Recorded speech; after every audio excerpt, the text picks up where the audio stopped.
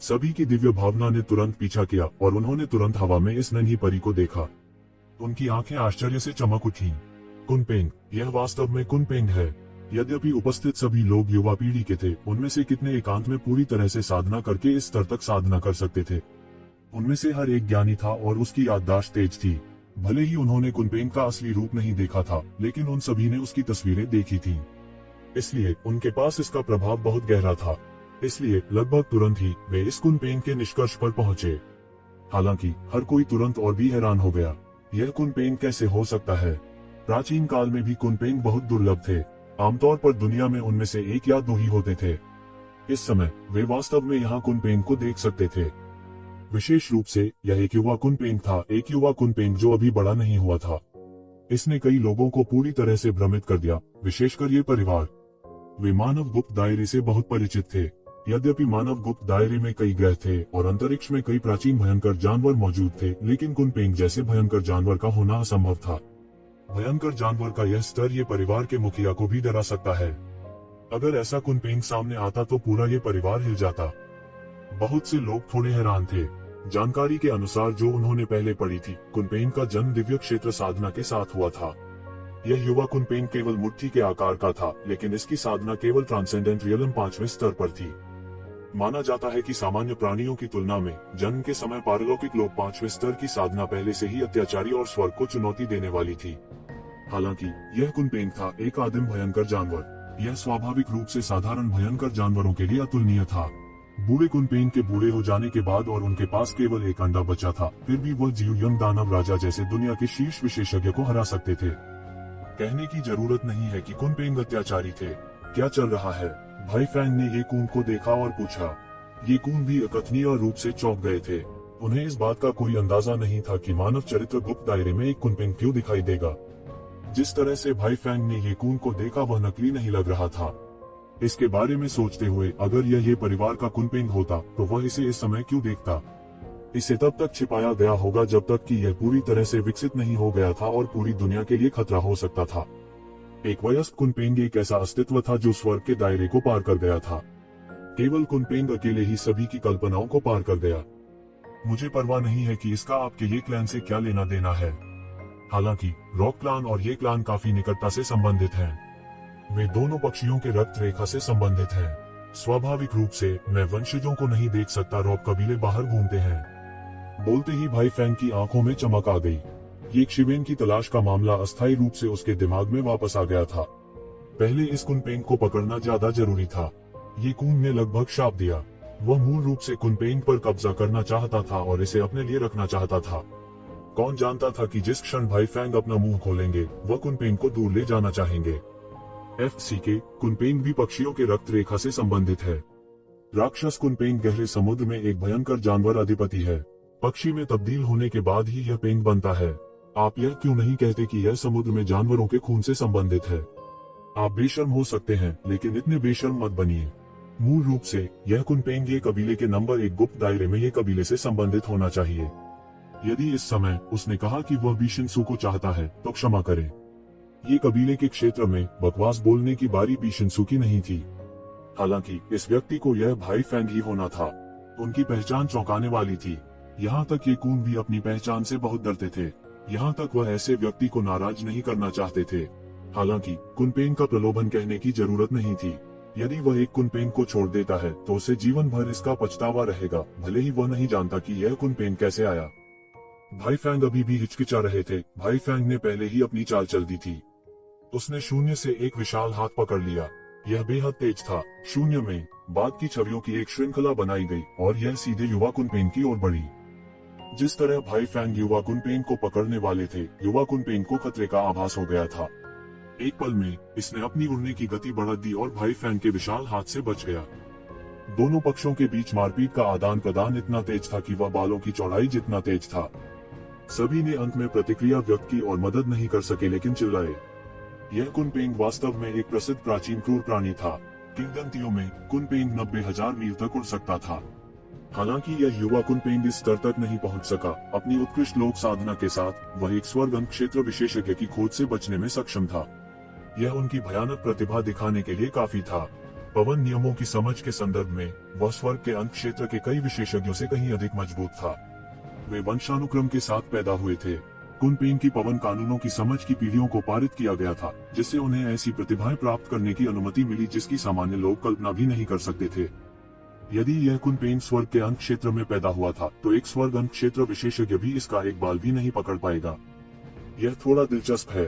भाई फैंग नाराज नहीं थे, वह केवल हंसा। उसके लिए यह कुनपेंग पहले से ही उसकी जोली में था। घबराने की जरूरत नहीं थी। इसके तुरंत बाद उसने फिर से अपनी चाल चली। उसका हाथ कुनपेंग की ओर पकड़ लिया। इस बार कुनपेंग की चाल पहले से कहीं अधिक तेज थी। इसने खतरे की प्रबल भावना महसूस की।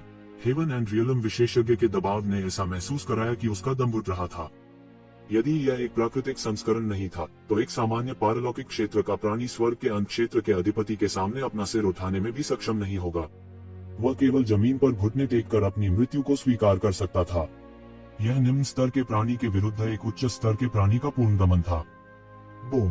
भाई फैंग के हाथ ने सीधे एक गुप्त क्षेत्र को नष्ट कर दिया, लेकिन फिर भी कुनपेंग को भागने दिया।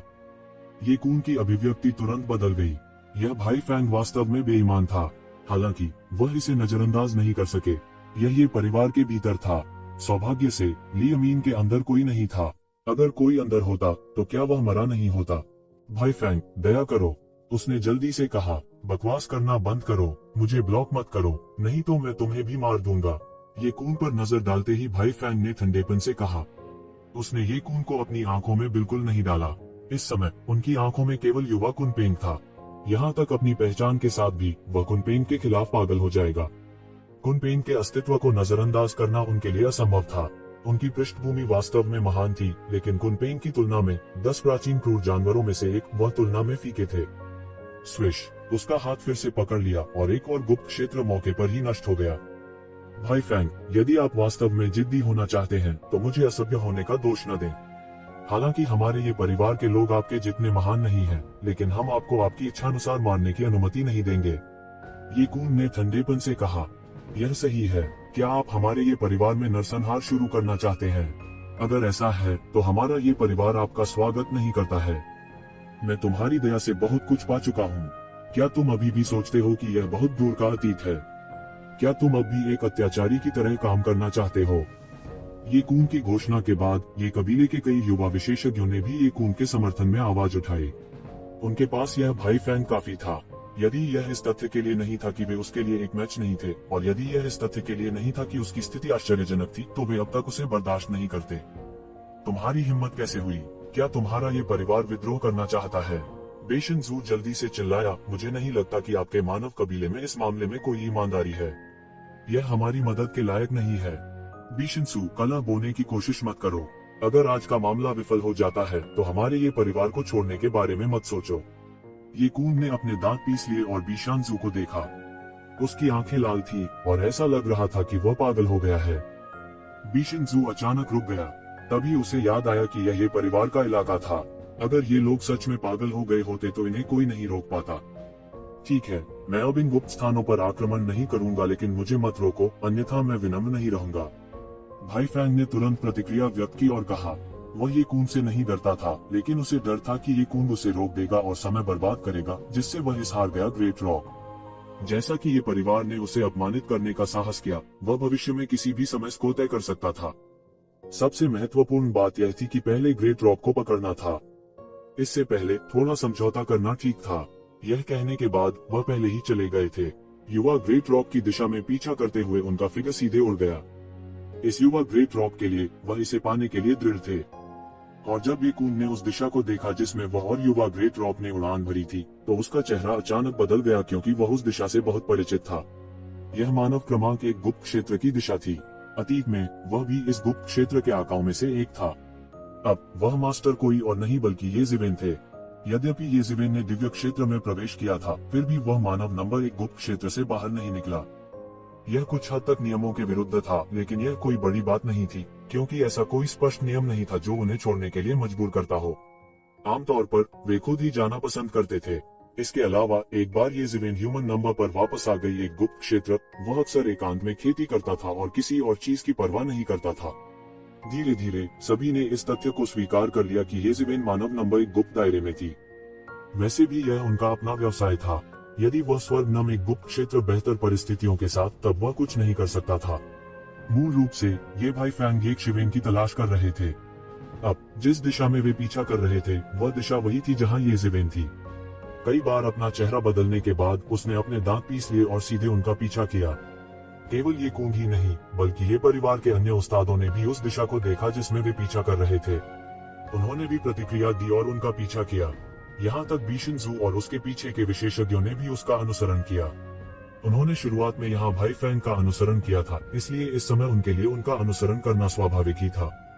युवा कुनपेंग की रफ्तार बेहद तेज थी। ऐसा लगता है कि उनका पूरा शरीर पवन विशेषता कानूनों के साथ पूरी तरह से एकीकृत हो गया है, जो पवन गुण कानूनों में बदल गया है। फिर भी वह अभी भी भाई फैंग की गति को पकड़ नहीं सका। वह अब भी और करीब आ रहा था। आखिरकार उसकी खेती अभी भी बहुत कम थी। यदि उसके पास दिव्य क्षेत्र की साधना होती, तो भाई फैंग भी उसके साथ नहीं हो पाते। युवा कुनपेंग चिल्लाता रहा, जैसे वह कह रहा हो कि भाई फैंग बेशर्म है और वह युवाओं को धमका रहे हैं। लेकिन इस समय भाई फैंग इस बात की कम परवाह नहीं कर सकते थे कि यंग कुनपेंग क्या सोच रहा है। वह अपने हाथों से यंग कुनपेंग को पकड़ने की कोशिश कर रहा था। हालांकि वह युवा कुनपेंग को मारना सहन नहीं कर सका। यही वजह है कि युवा कुनपेंग बचता रहा। हालांकि वह जल्दी में नहीं था। जब तक युवा कुनपेंग रहस्य क्षेत्र नंबर 1 में था, युवा कुनपेंग उसके पीछा से बच नहीं पाएगा। दोनों पक्ष शून्य में थे, एक पीछा कर रहा था और दूसरा भाग रहा था। एक झटके में वे रहस्य क्षेत्र नंबर 1 के बाहर पहुंच गए थे। युवा कुनपेंग सीधे अंदर घुस गया। हम देखते हैं कि तुम कहां तक दौड़ सकते हो, भाई फैंग ने उपहास किया। अगर यंग कुनपेंग बचता रहा, तो वह कम समय में यंग कुनपेंग के लिए कुछ नहीं कर पाएगा।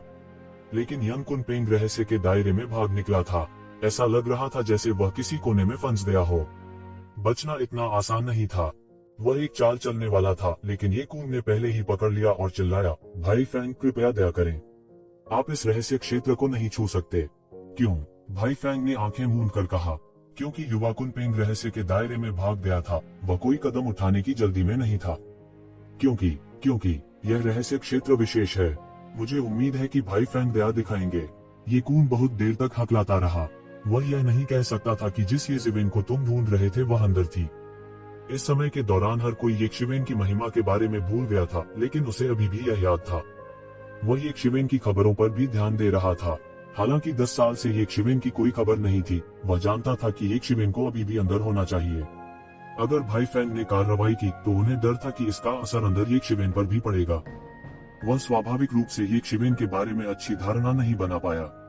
वास्तव में वह उससे हड्डी तक नफरत करता था। मौका मिलने पर वह उसे मारने से भी नहीं हिचकिचाएगा। हालांकि जो उसे मारना चाहते थे वे भाई फैंग थे। वह भाई फैंग को उसे मारते हुए कैसे देख सकता था और कुछ नहीं कर सकता था। अन्यथा वह ये कून नहीं होता। मैंने सोचा था कि यह कुछ बड़ा था। यह सिर्फ एक गुप्त क्षेत्र है। जब मैं युवा कुनपेंग को पकड़ूंगा, तो मैं आपको 10 का मुआवजा दूंगा। इसमें गलत क्या है? भाई फैंग ने बिल्कुल भी परवाह नहीं की। यह इस स्तर का एक रहस्यवादी क्षेत्र था। यहाँ तक उनमें से 100 या 1000 की तुलना कुनपेंग से नहीं की जा सकती। जब तक वह युवा कुनपेंग को पकड़ सकता था, तब तक एक रहस्यवादी क्षेत्र क्या था? नहीं भाई फैंग, मेरी बात सुनो। यह गुप्त क्षेत्र साधारण नहीं है। मुझे आशा है कि तुम दया दिखा सकते हो, ये कून ने कहा। ये कून, आपने भाई फैंग के कार्यों को बार बार रोका है। क्या आप भाई फैंग के खिलाफ जाने की कोशिश कर रहे हैं? इस समय बीशनजू भी आ गया था और कलह बोने की कोशिश की। बीशानजू, कलह बोने की कोशिश मत करो। अगर यह कोई अन्य रहस्यवादी क्षेत्र होता, तो मुझे डर है कि मैं इस रहस्यवादी क्षेत्र को छू नहीं सकता। ये कून ने अपने दांत पीस कर कहा। सबसे महत्वपूर्ण बात यह थी कि वह जानता था कि ये शिवेन के पास दिव्य क्षेत्र का एक विशेषज्ञ था। अगर वो ये शिवेन को छूना चाहता था, तो यह असंभव था। अच्छा, मुझे पहले परवाह नहीं थी, लेकिन अब मैं देखना चाहता हूँ कि अंदर क्या है। वास्तव में कुछ ऐसा है जिसे मैं छू नहीं सकता, भाई फैंग ने बदसूरत अभिव्यक्ति के साथ कहा। जाहिर है वह ये कून के शब्दों से नाराज थे और उन्होंने ऐसा कहा जैसे वह गुस्से में हो। जैसा कि उन्होंने कहा कि उनका बड़ा हाथ सीधे रहस्यवादी क्षेत्र की ओर आ गया। अगर ऐसा हुआ, तो युवा कुनपेंग के पास बचने का कोई रास्ता नहीं होगा और अंततः उसके हाथों में पड़ जाएगा। इस समय ये कून ने राहत की सांस ली और भाई फैंग का उपहास किया। इस व्यक्ति ने उन्हें बार बार अपमानित किया था। उसने उसे अपनी आंखों में बिल्कुल नहीं डाला। स्वाभाविक रूप से वह एक शिवेन की पृष्ठभूमि जानता था। यहाँ तक उनके मालिक भी आसानी से उनके साथ परेशानी का सामना करने की हिम्मत नहीं करते थे। इस भाई फैंग की तो बात ही छोड़िए। समय आने पर मुझे भाई फैंग मत कहो। भाई फैंग इस समय बहुत संतुष्ट थे और उन्होंने इस समय ये कून की अभिव्यक्ति पर ध्यान नहीं दिया। हालांकि भले ही उसने इस पर ध्यान दिया हो, वह इसके बारे में बहुत अधिक नहीं सोचेगा। दूसरे शब्दों में, उन्होंने नहीं सोचा था कि ये परिवार में, विशेष रूप से नए लोगों के लिए इस तरह के रहस्यवादी क्षेत्र में वे किसी भी विरोधियों से मिलेंगे। वर्तमान ये परिवार में लगभग कोई भी ऐसा नहीं था जो उन्हें अलग तरह से देखने के योग्य हो। ये कून उसकी नजरों में जरा सा ही था। हालांकि अचानक शून्य में एक बड़ा अजगर अचानक प्रकट हुआ जब उसका बड़ा हाथ नंबर 1 रहस्यवादी क्षेत्र को हथियाने वाला था। यह आकाश की ओर गरजता है और अपना खूनी मुंह खोल देता है, सीधे अपने बड़े हाथ को मौके पर ही टुकड़ों में काट लेता है। अगर वह जल्दी से अपना हाथ नहीं हटाता तो उसका हाथ भी काट लिया जाता। यह कैसे संभव है? अचानक उसकी आंखों में आश्चर्य का भाव कौंध गया। किसी को यह जानना चाहिए कि उसकी साधना से किस प्रकार का निर्माण उसे रोक सकता है। रास्ते में उन्होंने सभी रहस्यवादी लोगों को अपनी आंखों से देखा। साधारण रहस्यवादी क्षेत्र उसके द्वारा एक हाथ से कुचले जा सकते थे। यह रहस्यमय क्षेत्र इतना असामान्य क्यों है? इस समय उसे कुछ समझ में आ रहा था कि ये कून ने उसे इस रहस्यवादी दायरे को छूने क्यों नहीं दिया। हालांकि उन्होंने इसे दिल पर नहीं लिया और फिर से हमला कर दिया। आइए देखें कि इस रहस्यमय क्षेत्र के बारे में क्या अजीब है। उसका एक बड़ा हाथ सीधे जलती हुई लपटों के एक बड़े हाथ में बदल गया, एक अद्वितीय गति के साथ सीधे आसमान से नीचे गिर गया। भयानक ज्वाला सूर्य की वास्तविक अग्नि की तरह सीधे शून्य से जल गई। भले ही लोग दूर थे, वे अद्भुत तापमान महसूस कर सकते थे। परिवर्तनों की इस श्रृंखला ने ये परिवार के कई विशेषज्ञों को भी एक के बाद एक बाहर आने के लिए प्रेरित किया, जो मानव गुप्त दायरे में बंद दरवाजे के प्रशिक्षण में थे।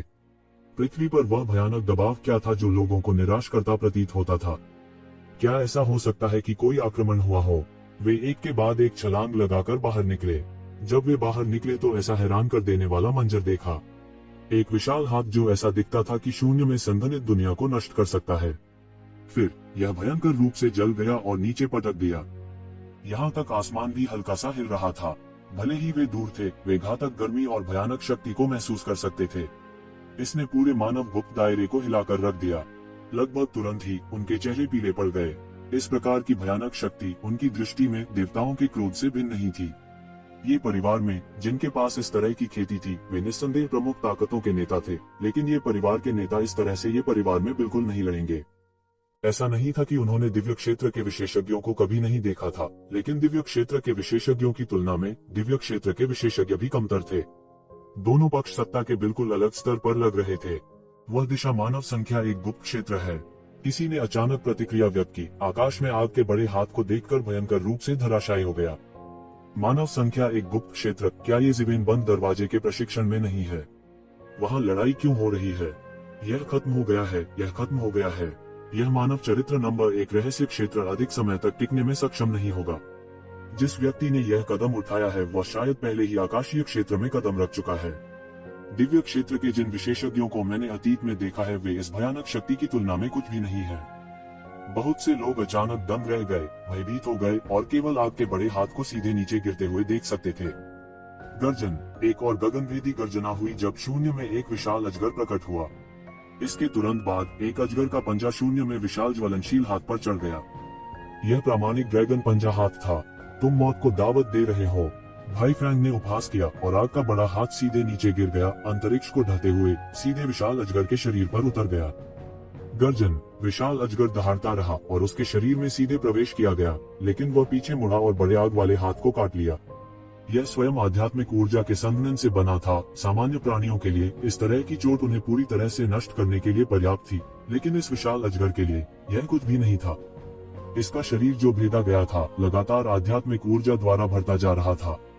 आइए देखें कि आप कितने समय तक टिक सकते हैं, भाई फ्रैंक ने कहा, और उन्होंने दृढ़ता से विश्वास करते हुए ताकत बढ़ा दी कि यह पूरे गठन को नष्ट करने के लिए पर्याप्त था। हालांकि यह गठन शक्तिशाली था, चाहे वह कितना भी शक्तिशाली क्यों न हो, एक सीमा थी और इसे बिना सीमा के सहन नहीं किया जा सकता था। विशेष रूप से इस तरह का गठन जो विशेष रूप से आध्यात्मिक ऊर्जा पर निर्भर था। पर्याप्त आध्यात्मिक ऊर्जा के बिना यह जारी नहीं रह सकता था, बिल्कुल समर्थन किया जाए। Boom boom boom. हालांकि वह कितनी भी ताकत लगा ले, यह विशाल अजगर केवल जलते हुए हाथ को ही काट सकता था। शरीर को कितना भी जला लो, वह जरा भी नहीं हिलता।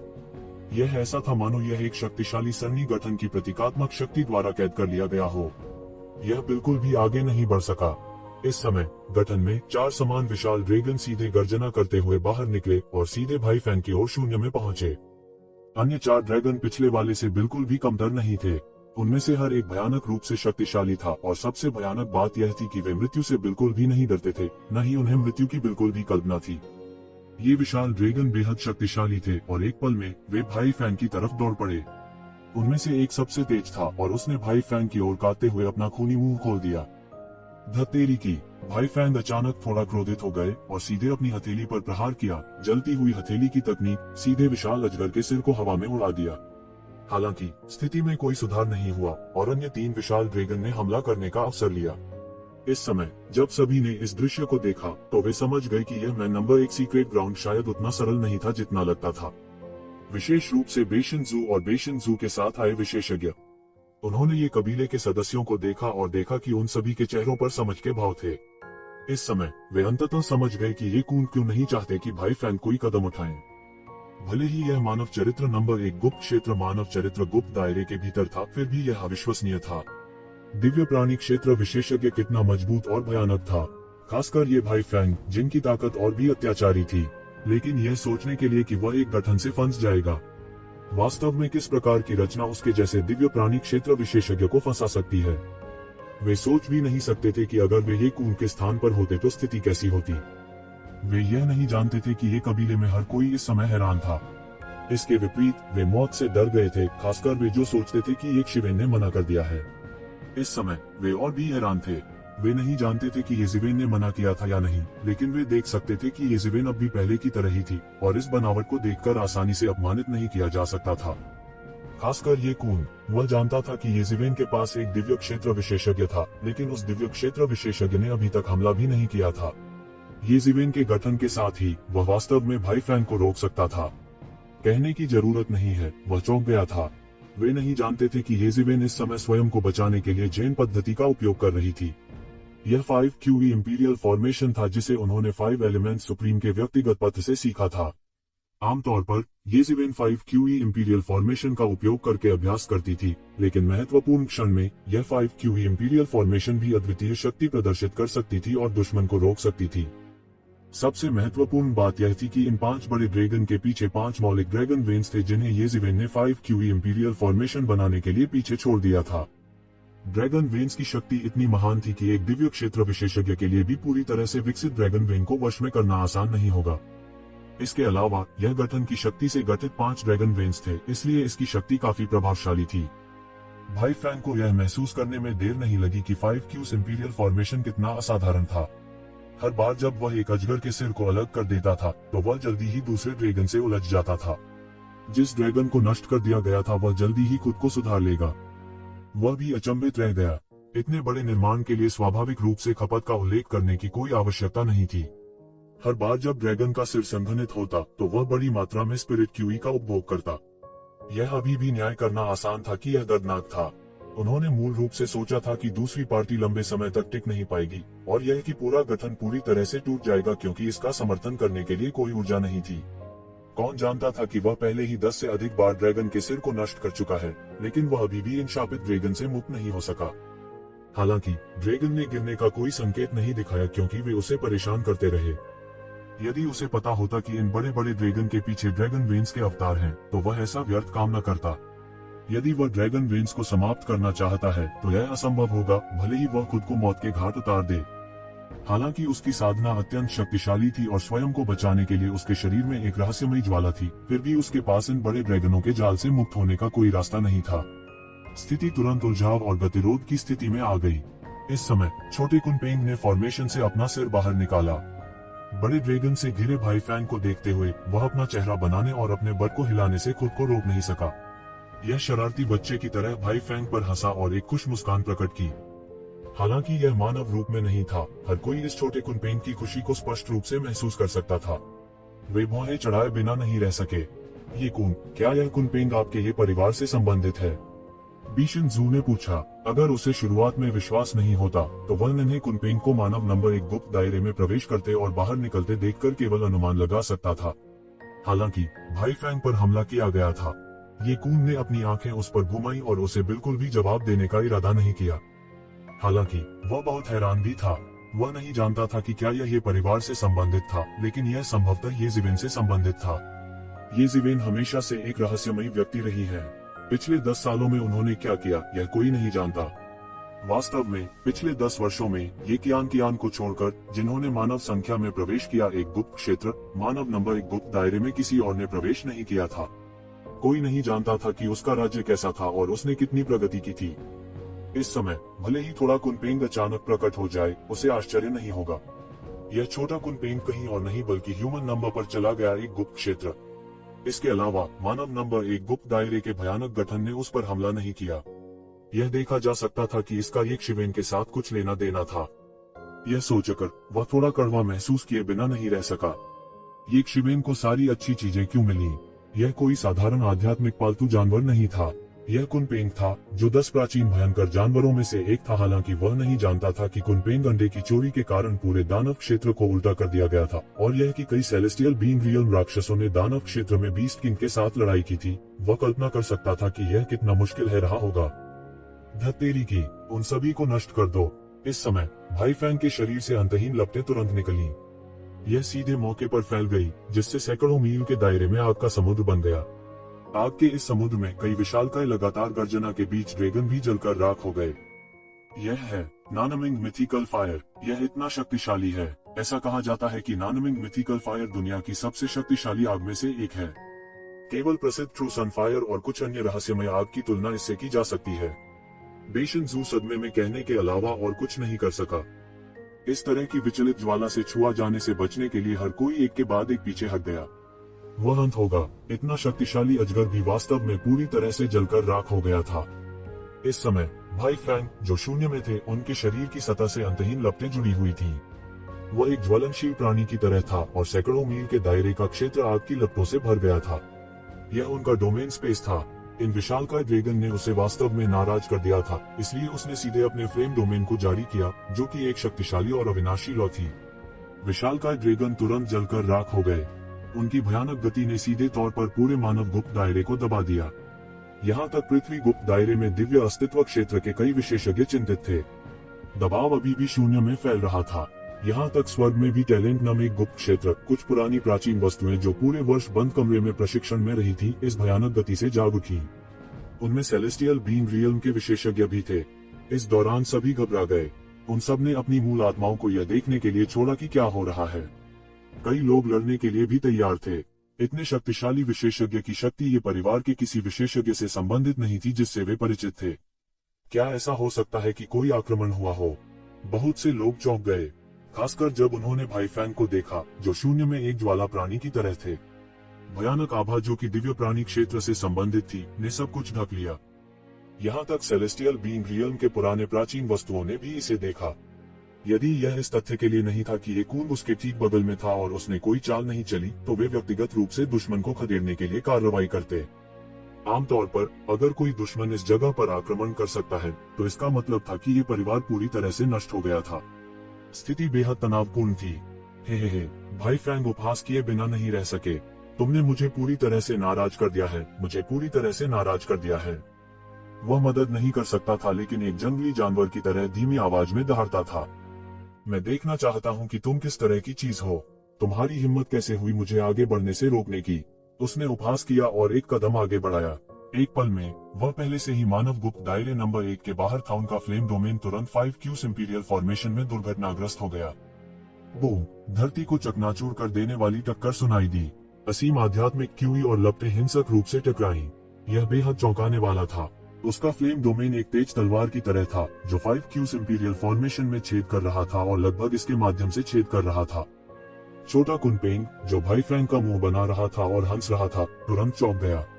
भयानक लपटें पास भी नहीं पहुंची थी, लेकिन सिर्फ उच्च तापमान ही उसके पूरे शरीर को आग लगाने के लिए काफी था।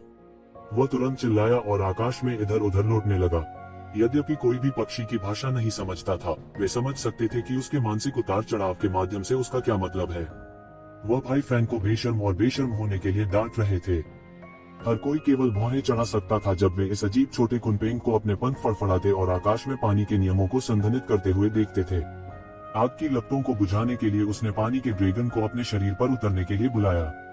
आग बुझाने में काफी मशक्कत करनी पड़ी, उसका पूरा शरीर अफ्रीकी मुर्गे की तरह बेहद काला था। उन्होंने अपने एक पंच से भाई फैंग की ओर इशारा किया और उन्हें डांटा। उनकी उपस्थिति उतनी ही हास्यपूर्ण थी जितनी कोई कल्पना कर सकता है। इस समय भाई फैंग के पास इस कुनपेंग की परवाह करने का समय नहीं था। वह केवल गठन के माध्यम से तोड़ना चाहता था, व्यक्ति को अंदर पकड़ना चाहता था और फिर उसे गला घोंटकर मार डालना चाहता था। तभी वह अपनी नफरत को बाहर निकाल सका। किसी ने कभी उसे इस तरह पीड़ित करने की हिम्मत नहीं की थी। भाई फैंग ने उपहास किया और कहा, तुम क्या हो? तुम अंदर क्यों छिपे हो? अगर तुम में क्षमता है तो बाहर आओ। यह सही है, आपको भी ये परिवार का सदस्य होना चाहिए। क्या ये परिवार में कोई है जो अपना चेहरा दिखाने की हिम्मत नहीं करता?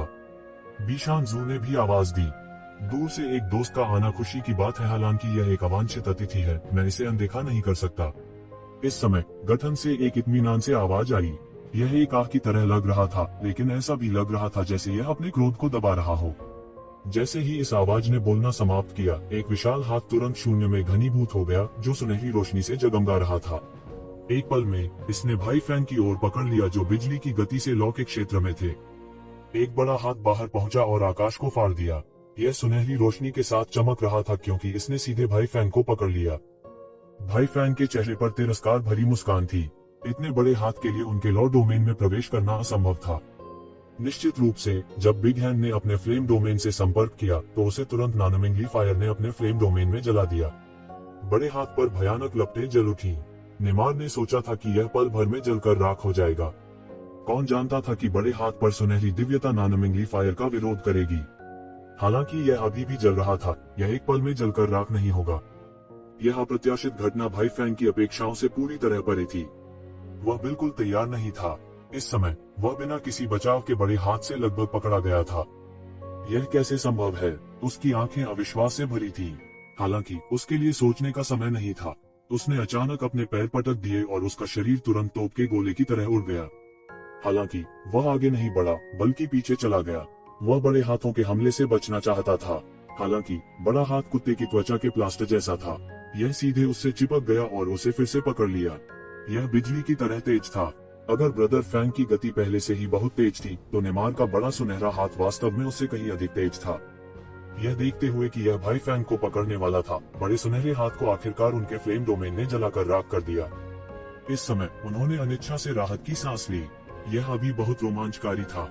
अगर वह बड़े सुनहरे हाथ से पकड़ा गया होता तो यह अवश्यंभावी था कि उसे बचने की कीमत चुकानी पड़ती। फिर उसका चेहरा और भी भद्दा हो गया। उसने महसूस किया कि उसका चेहरा जमीन पर रख दिया गया है और बेरहमी से रौंदा गया है। मूल रूप से उन्होंने गुप्त क्षेत्र के तथाकथित स्वामी की बिल्कुल भी परवाह नहीं की। अंत में उन्हें एक बुरी स्थिति में डाल दिया गया और लगभग बड़े हाथ से पकड़ लिया गया। इस समय वह थोड़ा जिज्ञासु होने लगा। इस गुप्त क्षेत्र का स्वामी कौन था? कहावत के अनुसार मानव गुप्त क्षेत्र केवल एक ऐसा स्थान होना चाहिए जहां ये परिवार की युवा पीढ़ी एकत्रित हो। ये परिवार की युवा पीढ़ी में वास्तव में कोई था जो उसे धमकी दे सकता था। यह बिल्कुल असंभव था। उन्होंने ह्यूमन सीक्रेट रियलम नंबर 1 की ओर ठंडी दृष्टि से देखा और बेहोशी से कहा, कौन है यह? क्या आप खुद को दिखाने की हिम्मत करते हैं? इस समय न केवल भाई फैंग उत्सुक थे, बल्कि बीशन जू और अन्य भी उत्सुक थे। भाई फैंग को धमकाने वाला यह व्यक्ति कौन था?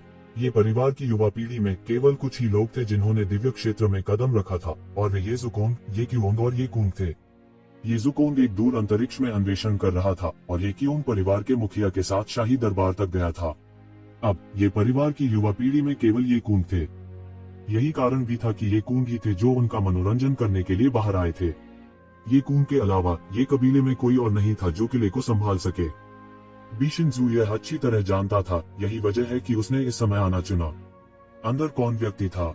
ये कबीले का गुप्त क्षेत्र नंबर 1 कभी भी जनता के लिए नहीं खोला गया था, इसलिए अगर वह जानना भी चाहे तो उसके लिए यह जानना असंभव था कि अंदर क्या चल रहा है। अधिक से अधिक वह केवल कुछ छिपे हुए जासूसों की कुछ सूचनाओं पर भरोसा कर सकता था, लेकिन यह निर्धारित करने के लिए पर्याप्त नहीं था कि अंदर कौन था। ये परिवार के उन लोगों के लिए वे स्वाभाविक रूप से जानते थे कि मानव चरित्र नंबर 1 गुप्त दायरे में कौन था। यह येज़ेवेन था, लेकिन उन्होंने बिल्कुल भी उम्मीद नहीं की थी कि येज़ेवेन, जिसने 10 साल से कोई चाल नहीं चली थी, वास्तव में इतनी तेज चाल चलेगी। उन्होंने भी पहले से आवाज सुनी थी और यह वास्तव में येज़ेवेन ही थी। विशेष रूप से ये कस्यू येज़ेवेन के साथ उसके संबंध हमेशा बहुत अच्छे रहे थे और यहाँ तक येज़ेवेन ही थी जिन्होंने सबसे पहले येज़ेवेन को कानून प्रवर्तन हॉल में पेश किया था। स्वाभाविक रूप से दोनों के बीच संबंध बहुत अच्छे थे, लेकिन पिछले 10 वर्षों में येज़ेबेल बंद कमरे में प्रशिक्षण की स्थिति में थी और केवल ये कियान को कुछ समय के लिए प्रशिक्षण में प्रवेश करने का अवसर मिला था। दूसरों को बस यह नहीं पता था कि वह किस तरह की स्थिति में है। इस समय यह देखते हुए कि येज़ेबेल न केवल ठीक थी, बल्कि इसके विपरीत उसके हमले की स्थिति को देखते हुए यह अज्ञात था कि 10 साल पहले की तुलना में कितनी गुना मजबूत थी, वह बेहद संतुष्ट थी। लेकिन इस समय ये कून का मिजाज बहुत जटिल था। इस समय वह नहीं जानता था कि खुशकिस्मत महसूस करे या उदास। येज़ेबेल की ताकत वास्तव में बंद नहीं हुई। दिखाओ, मुझे नहीं लगता कि यह आवश्यक है। यदि आप मुझे देखना चाहते हैं तो आपको पहले मेरे बड़े गठन को तोड़ना होगा। येज़ेबेल की धीमी आवाज अंदर से आई और ऐसा लग रहा था कि वह अपनी बड़ी फॉर्मेशन में बहुत आश्वस्त था। हम देखते हैं आप कितने समय तक रह सकते हैं। आपका यह बड़ा गठन बहुत गहरा नहीं है, देखें कि मैं इसे कैसे तोड़ता हूँ। भाई फैंग ने अचानक उपहास किया और सीधे नीचे उतरे। उनका लॉ डोमेन पूरी तरह से सामने आ गया था। सामान्य फ्लेम डोमेन के विपरीत इस फ्लेम डोमेन को नॉनमिंग लीफायर द्वारा संघनित किया गया था, जो कि दुनिया की सबसे दबंग लपटों में से एक है और यह सामान्य डोमेन की तुलना में कई गुना अधिक अत्याचारी था। बूम! पूरा फ्लेम डोमेन सीधे भाई फैंग के नियंत्रण में विकृत हो गया। एक विशाल लौ लंबी तलवार में बदल गया और एक अद्भुत गति के साथ यह गठन में जमकर पटक दिया। गड़गड़ाहट! पूरी लौ लंबी तलवार और 5Q इंपीरियल फॉर्मेशन में जमकर टक्कर हुई और पूरी फॉर्मेशन गड़गड़ाहट और हिलने लगी, मानो किसी भी समय गिर जाएगी। और इस समय 5 लंबे ड्रैगन फिर से दिखाई दिए और फिर से पूरी तरह से सघन हो गए, जैसे कि जो अभी अभी पूरी तरह से नष्ट हो गए थे वे ये बड़े ड्रैगन नहीं थे। फूश फूश फूश! ये बड़े ड्रैगन बहुत तेज थे और एक पल में वे सीधे भाई फैंग के सामने झपट पड़े। उनके शरीर सैकड़ों फुट लंबे थे और वे गठन की गहराई से सीधे बाहर फैला हुआ था। उन्होंने अपना खून से सना मुंह खोला और भाई फैंग की तरफ काट लिया। Boom boom boom! भाई फैंग ने अपने हाथ में ज्वाला लंबी तलवार पकड़ रखी थी और वह एक महान ज्वाला देवता की तरह थे जो इसे स्वतंत्र रूप से चला रहे थे। उनकी तलवारबाजी की तकनीक बेहद रहस्यमयी थी। हालांकि वह तलवार की खेती करने वाला नहीं था, लेकिन उसकी खेती बेहद मजबूत थी और इसके अलावा उसकी तलवार चलाने की तकनीक बहुत ही उत्तम थी। इसे एक शीर्ष तलवार तकनीक कहा जा सकता है और प्रदर्शित शक्ति स्वाभाविक रूप से बहुत मजबूत थी। उसने तलवार की रोशनी से भरे आकाश को बाहर फेंक दिया, आकाश को भेदते हुए और शून्य को चकनाचूर कर दिया। उन सभी बड़े ड्रैगन को उसके द्वारा शून्य में मार दिया गया था और उनके पूरे सिर काट दिए गए थे। लेकिन यह बेकार था। ये बड़े ड्रैगन अंतहीन लग रहे थे और जब एक मारा जाता था तो दूसरा अपने आप पुनर्जीवित हो जाता था। मूल रूप से भाई फैंग ने सोचा था कि जब तक वह इस तरह मारना जारी रखेंगे, उन्हें विश्वास नहीं था कि यह गठन बनाए रखा जा सकता है। आखिरकार इस गठन की शक्ति असाधारण थी और यहाँ तक एक स्वर्ग क्षेत्र विशेषज्ञ भी फंस सकता था, इसलिए कीमत स्वाभाविक रूप से बहुत अधिक थी। सामान्य परिस्थितियों में लंबे समय तक बनाए रखना मुश्किल होगा। इसे लंबे समय तक बनाए रखने में सक्षम होने के लिए यह सब संप्रदायों और अन्य बड़ी ताकतों के लिए था। एक निजी व्यक्ति के लिए इस तरह के गठन का उपयोग करने में सक्षम होने के लिए वह पहले से ही बहुत धनी व्यक्ति था। लेकिन कौन जानता था कि उसने अभी भी इस गठन को कम करके आंका था, या यूं कहें कि येज़ेबेल की संपत्ति की सीमा को कम करके आंका था। यद्यपि यंग कुनपेंग ने 9 आध्यात्मिक शिराओं को अवशोषित कर लिया था, फिर भी उनके पास 5 ड्रैगन शिराएं थी जो 5Q इंपीरियल फॉर्मेशन बनाने के लिए पर्याप्त थी। ड्रैगन नसों के साथ प्रतिस्पर्धा, जो खपत के मामले में एक पूरे संप्रदाय के विकास का समर्थन कर सकती थी, निस्संदेह आत्मघाती थी। और इस समय हालांकि भाई फैंग नहीं जानते थे कि येज़ेबेल को ड्रैगन नसों का समर्थन प्राप्त था और इसे तोड़ना बहुत मुश्किल था, फिर भी उन्होंने कमोबेश अनुमान लगाया कि येज़ेबेल में शायद स्पिरिट क्रिस्टल की कमी नहीं है। अगर वे एक दूसरे के साथ प्रतिस्पर्धा करना चाहते हैं तो शायद वो येज़ेबेल को मात नहीं दे पाएंगे। जब उसने यह सोचा तो वह उदास हो गया। उसे इतने कठिन प्रतिद्वंद्वी का सामना क्यों करना पड़ा? भले ही यह एक सामान्य गठन था, वह बिल्कुल भी नहीं डरे। जब तक यह एक गठन था, इसे तोड़ने का एक तरीका था। गठन जितना जटिल था, उसे तोड़ना उतना ही आसान था। जब तक गठन का मूल मिल गया, वह इसे नष्ट कर सकता था। 5Q इंपीरियल फॉर्मेशन जैसे फॉर्मेशन का उल्लेख नहीं है जो जटिल नहीं दिखता था, लेकिन उसके पास इसे तोड़ने का कोई तरीका नहीं था क्योंकि येज़ेबेल ने किसी भी तकनीक का उपयोग नहीं किया था। उसने पूरी तरह से अंतहीन बड़े ड्रैगन का इस्तेमाल उसे डुबोने के लिए किया। यह उनकी खेती के लिए भी धन्यवाद था। यदि यह एक सामान्य व्यक्ति होता या यहाँ तक बीशानजू भी होता तो वे शायद इस समय एक कठिन स्थिति में होते। इस समय बेशनजू ने मानव नंबर 1 गुप्त दायरे को एक गंभीर अभिव्यक्ति के साथ देखा। उसने मूल रूप से सोचा था कि ये परिवार केवल इतना ही था, केवल उन 3 लोगों के साथ जो प्रस्तुत करने योग्य थे। कौन जानता था कि ऐसा कोई व्यक्ति छुपा हुआ है और खोजा नहीं गया था। ये परिवार वास्तव में मानव कबीले में एक माकिस परिवार होने के योग्य था। इस नींद को कम करके नहीं आंका जा सकता। इस समय बीशन जू सीधे चिल्लाया, भाई फैंग, मुझे आपकी मदद करने दें। जैसा कि उसने यह कहा, उसने सीधे छलांग लगाई और सीधे मानव नंबर 1 गुप्त दायरे की ओर उड़ गया। एक बड़ा हाथ हवा में संघनित हुआ और फिर जोरदार थप्पड़ मारा। 5Q इंपीरियल फॉर्मेशन का ध्यान भाई फैंग पर केंद्रित था। यह उम्मीद नहीं थी कि कोई आकाशीय क्षेत्र विशेषज्ञ होगा जो हस्तक्षेप करने के लिए इतना बेशर्म होगा। पेंग गगनभेदी गर्जना के साथ संपूर्ण सामरिक मैट्रिक्स हिंसक रूप से हिल गया और एक दरार दिखाई दी। भाई फैंग एक दिखावटी व्यक्ति नहीं थे। उन्होंने यह नहीं कहा कि यह उनकी लड़ाई थी और उन्हें किसी और के हस्तक्षेप की आवश्यकता नहीं थी। इसके बजाय उसने सीधे शून्य में एक लंबी तलवार को संघनित किया। यह एक जलती हुई लंबी तलवार थी। नानमिंग इग्निस द्वारा संघनित लंबी तलवार साधारण जादू के हथियारों और आकाशीय उपकरणों के बराबर थी।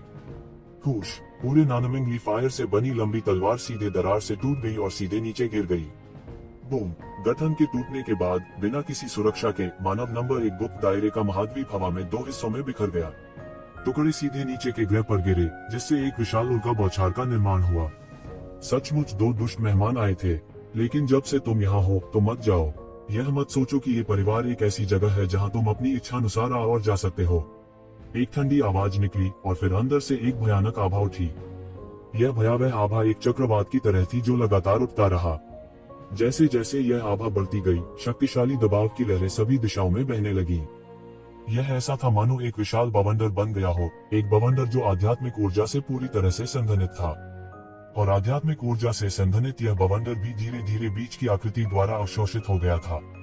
पानी में चूसने वाली एक विशाल वेल की तरह इसने पूरी आध्यात्मिक ऊर्जा बवंडर को कुछ ही सांसों में सफाई से अवशोषित कर लिया। और इस समय अंत में सभी ने स्पष्ट रूप से देखा कि यह व्यक्ति कौन था।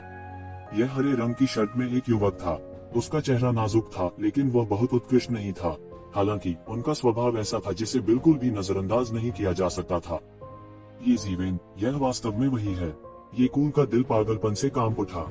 हालांकि उसने पहले ही अनुमान लगा लिया था कि एक शिवेन अंदर ही अंदर खेती कर रही होगी और जिसने अभी हमला किया वह एक शिवेन होना चाहिए। लेकिन जब उसने वास्तव में एक शिवेन को प्रकट होते देखा तो उसका दिल अतुलनीय रूप से चौंक गया।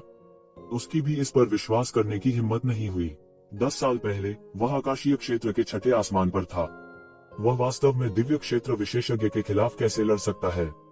यह असामान्य रूप से अविश्वसनीय था, चाहे उसने इसे कैसे भी देखा हो। और उसके पीछे ये परिवार के सभी लोगों ने अविश्वास के भाव प्रकट किए। हालांकि उन्होंने पहले ही इसका अनुमान लगा लिया था, फिर भी जब उन्होंने इसे अपने लिए देखा तो वे इसे स्वीकार नहीं कर सके। ये जीवेन के पास किसी ऐसे व्यक्ति का अधिपति आभा नहीं था जिसने दिव्य क्षेत्र में कदम रखा था, लेकिन उसे यह एहसास था कि वह निश्चित रूप से एक अधिपति से नहीं हारेगा। ये जीवेन ने आध्यात्मिक ऊर्जा को अवशोषित करने के बाद उसके शरीर पर आभा अचानक फट गई। यह हलकों में बह गया, एक प्रचंड लहर की तरह जो दूरी में जारी की गई थी। आकाशीय क्षेत्र का 7वां आकाश, उसने अंततः दिव्य क्षेत्र के 7वें आकाश में कदम रखा था। इतने कम समय में, एक दिन भी नहीं, उसने आकाशीय क्षेत्र के 7वें आकाश में कदम रखा था। अगर कोई और होता तो यह कुछ अकल्पनीय होता, लेकिन उसके लिए ऐसा नहीं था। उसके लिए उसने आकाशीय क्षेत्र के छठे आकाश से आकाशीय क्षेत्र के 7वें आकाश तक कदम रखने के लिए एक दिन का उपयोग नहीं किया।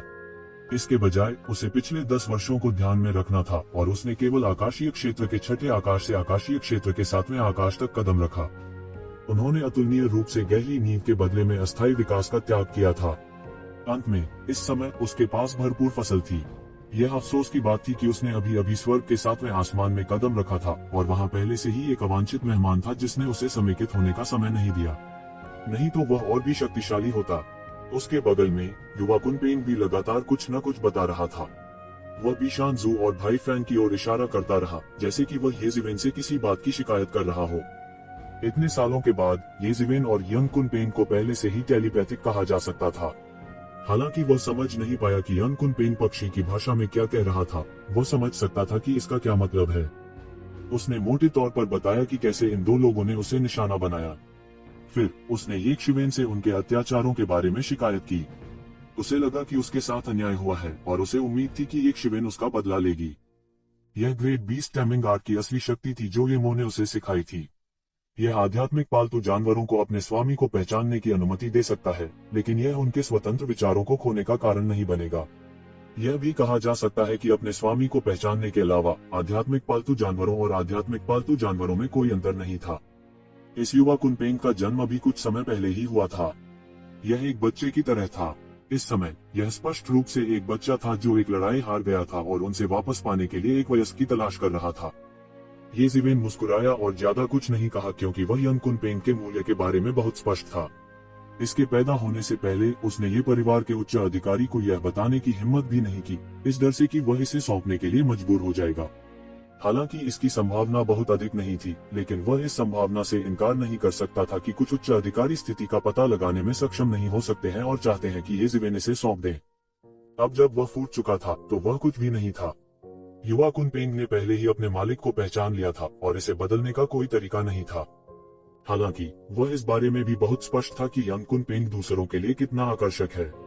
एक बार खोजे जाने के बाद दूसरों द्वारा लक्षित होने से बचने का लगभग कोई रास्ता नहीं था।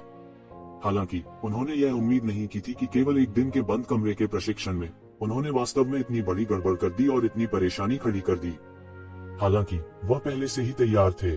चूंकि उसने कुनपेंग को निकालने का फैसला किया था, इसलिए आने वाली परेशानी से बचने का कोई रास्ता नहीं था। उसने दो लोगों को देखा और ठंडेपन से मुस्कुराया। चूंकि इन मुसीबतों का होना तय था, तो वह इन दो लोगों के साथ शुरुआत करेगा। मुझे लगता है कि तुम दोनों अब और जीना नहीं चाहते। तुमने मेरे गुप्त क्षेत्र को नष्ट कर दिया, ये जिवेन ने ठंडे भाव से कहा। उन्हें उम्मीद नहीं थी कि नंबर 1 गुप्त क्षेत्र उनके हाथों नष्ट हो जाएगा। यद्यपि यह उसके हाथों से नष्ट नहीं हुआ था, स्वाभाविक रूप से उनके बीच के संबंध का उल्लेख करने की कोई आवश्यकता नहीं थी। मुझे लगता है कि आप वही हैं जो स्थिति को नहीं समझते हैं। क्या आप जानते हैं कि हम दोनों कौन हैं? बीशन जू ने एक कदम आगे बढ़ाया और अशिष्टता से कहा। उसकी आंखें अभी भी पहले बहुत डरावनी थीं। उस शक्तिशाली शक्ति ने उसे पूरी तरह से झकझोर दिया था, लेकिन बहुत जल्द उसे पता चला कि यह व्यक्ति वास्तव में स्वर्ग के दायरे के केवल 7वें स्तर पर था। इससे उसे पूरी तरह राहत मिली। स्वर्ग के दायरे का मात्र 7वां स्तर अभी अभी टूटा था और अपने दायरे को स्थिर नहीं किया था। उसका उससे कोई मुकाबला ही नहीं था। मुझे परवाह नहीं है कि तुम कौन हो। चूंकि तुम एक अवांछित अतिथि हो, तो जाने के बारे में मत सोचो, ये जिवेन ने उपहास किया और कहा। बीशन सू को अचानक लगा जैसे वह पागल होने वाला है। ये जिवेन बार बार नियमों से नहीं खेलता था। उसके पास अपना गुस्सा निकालने के लिए कोई जगह नहीं थी। बेशन कबीले भी प्राचीन बैरन्स महाद्वीप में बहुत प्रसिद्ध था। 100 कबीले गठबंधन में वे और भी अधिक शक्तिशाली थे। उनसे इतनी बेरुखी से बात करने की कभी किसी की हिम्मत नहीं हुई थी। बीशान जू पूरी तरह से आग बबूला हो गया था। उन्होंने सीधा हमला बोला। एक बड़ा हाथ थप्पड़ मारा और नीचे गिर गया। यह तुरंत एक बड़े हाथ में बदल गया और ये शिवेन की ओर लपका। इस बड़े हाथ ने महान पद के अनगिनत नियमों को संघनित और नृत्य किया। आप बीशान कबीले से हैं। ये शिवेन ने जल्दी ही पता लगा लिया कि हमले का यह तरीका बहुत जाना पहचाना था। यह पहली बार नहीं था जब उसने बीशान कबीले के विशेषज्ञों से लड़ाई की थी। विशेष रूप से बीशन कबीले के विशेषज्ञों द्वारा खेती की जाने वाली तकनीकें बहुत समान थीं। इसलिए उन सभी में एक समान आभा थी। ये शिवेन को विश्वास था कि वह गलत नहीं होगा। हालांकि वह बहुत हैरान भी था। यह कहने की आवश्यकता नहीं थी कि ये कबीले के लिए नंबर 1 गुप्त क्षेत्र कितना महत्वपूर्ण था। उन्होंने इसे बाहरी लोगों के लिए खोले जाने के बारे में कभी नहीं सुना था। बीशन सू ने कैसे प्रवेश किया? क्या ऐसा हो सकता है कि 100 क्लैन एलायंस पूरी तरह से मानव क्षेत्र से टूट गया हो? इसके बारे में सोचने के बाद उसे लगा कि यह असंभव है। आखिरकार, हालांकि मानव शक्ति का एक बड़ा हिस्सा दानव कबीले द्वारा वापस ले लिया गया था, अगर उन्होंने मानव जाति को कम करके आंका तो वे वास्तव में मर चुके होंगे। शत्रुओं से घिरे होने के बावजूद मानव जाति के प्राचीन बैरन्स महाद्वीप पर खड़े होने और सबसे उपजाऊ भूमि पर कब्जा करने का कारण सिर्फ इसलिए नहीं था क्योंकि उनके पास अधिक लोग थे। हालांकि यह उनके लिए बहुत अधिक सोचने का समय नहीं था। उन्होंने स्काई शेकिंग स्टाइल का उपयोग करते हुए अपनी उंगली को मौके पर इशारा किया। पूरा शून्य पागलपन से हिल रहा था, एक निश्चित आवृत्ति के अनुसार कंपन कर रहा था। कंपन के कारण होने वाली शक्तिशाली शॉकवेव तुरंत बढ़ गई और बड़े हाथ से जमकर टकराए।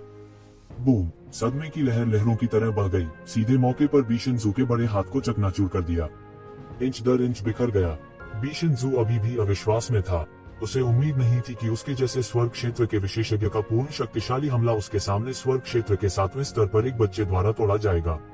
यह बस एक बड़ा अपमान था। आम लोगों की नजर में स्वर्ग क्षेत्र के 7वें स्तर का एक विशेषज्ञ निस्संदेह प्राचीन बेरेंस महाद्वीप में एक उच्च और शक्तिशाली व्यक्ति था। हालांकि उसके जैसे अधिपति की नजर में वह कुछ भी नहीं था। वह उनके समान एक ही सांस में उल्लेख किए जाने के योग्य नहीं था। इसलिए उन्होंने ये शिवेन की खेती की बिल्कुल भी परवाह नहीं की। हालांकि उसे उम्मीद नहीं थी कि ये शिवेन शुरू से ही उसे इतनी ताकत दिखा देगी। और ये जीवेन की उंगली उसके बड़े हाथ को तोड़ने के बाद बिजली की गति से सीधे उसके सिर पर जा लगी। उसकी गति में कोई कमी नहीं हुई। ऐसा लग रहा था जैसे यह उसके पूरे सिर को फोड़ने वाला है। तुम मौत को दावत दे रहे हो, इतना घमंडी मत बनो। आज मैं तुम्हें हमारे बीशान कबीले की सच्ची गुप्त कला दिखाऊंगा। बेशन जू ने उपहास किया और उसके शरीर पर सभी क्यूई फैलने लगे। शून्य में कंपन होने लगा। ट्रू एसेंस शून्य में तलवार की रोशनी से भरे आकाश में बदल गया और तलवार की रोशनी शून्य में स्वॉर्डवे की एक विशाल नदी में संघनित हो गई। तलवार की रोशनी के चारों ओर लिपटे हुए कानून, जिससे यह और भी भयानक लग रहा था। तलवार की रोशनी में से प्रत्येक दिव्य क्षेत्र के विशेषज्ञ को आसानी से मार सकता है। यह उल्लेख करने की आवश्यकता नहीं है कि उनमें से बहुत से एक ही समय में संघनित थे। मैं आपको हमारे बीशन कबीले की तलवार सिद्धांत गुप्त कला त्यानयुवान तलवार तकनीक की शक्ति देखने दूंगा। वह चिल्लाया और तलवार के रास्ते की नदी ने शून्य को चकनाचूर करते हुए अद्वितीय शक्ति के साथ सीटी बजाई। तलवार के रास्ते की नदी की शक्ति के सामने अंतरिक्ष की शक्ति इतनी नाजुक लग रही थी। यह पूरी तरह से ढह गया और यह थोड़ी देर तक टिकने का प्रबंध भी नहीं कर पाया। ये जीवेन ने त्यानयुवान तलवार तकनीक को सीटी बजाते हुए देखा और वह पीछे हटता रहा। वैसे भी नंबर 1 गुप्त क्षेत्र पूरी तरह से नष्ट हो गया था और उसे अब परवाह नहीं थी कि इस जगह का क्या होगा। उन कुछ ड्रैगन वेन्स को पहले से ही त्यानयुवान मिरर में संग्रहित किया गया था। उसने एक बचने वाली रोशनी पर कदम रखा और उसकी आकृति तेजी से पीछे हट गई, लेकिन यह तलवार की रोशनी एक छाया की तरह एक अनूठा गति के साथ उसका पीछा करती थी। यह तब तक नहीं रुकेगा जब तक कि एक शिवेन को मार नहीं देता। यह बेकार है। तुम चाहे कहीं भी भागो, तुम मेरी तलवार से बच नहीं पाओगे। यहाँ तक स्वर्ग के अंत क्षेत्र का विशेषज्ञ भी मेरी तलवार से भारी रूप से घायल हो जाएगा। स्वर्ग के अंत क्षेत्र की केवल 7वीं परत को आपकी तरह छोड़ दें। क्या मजाक है? बीशान जू चिल्लाया। क्या आप वास्तव में सोचते हैं कि मैं आपकी तलवार तकनीक के लिए कुछ नहीं कर सकता? ये जीवेन की ठंडी आवाज आई। वास्तव में हास्यास्पद व्यक्ति आप हैं।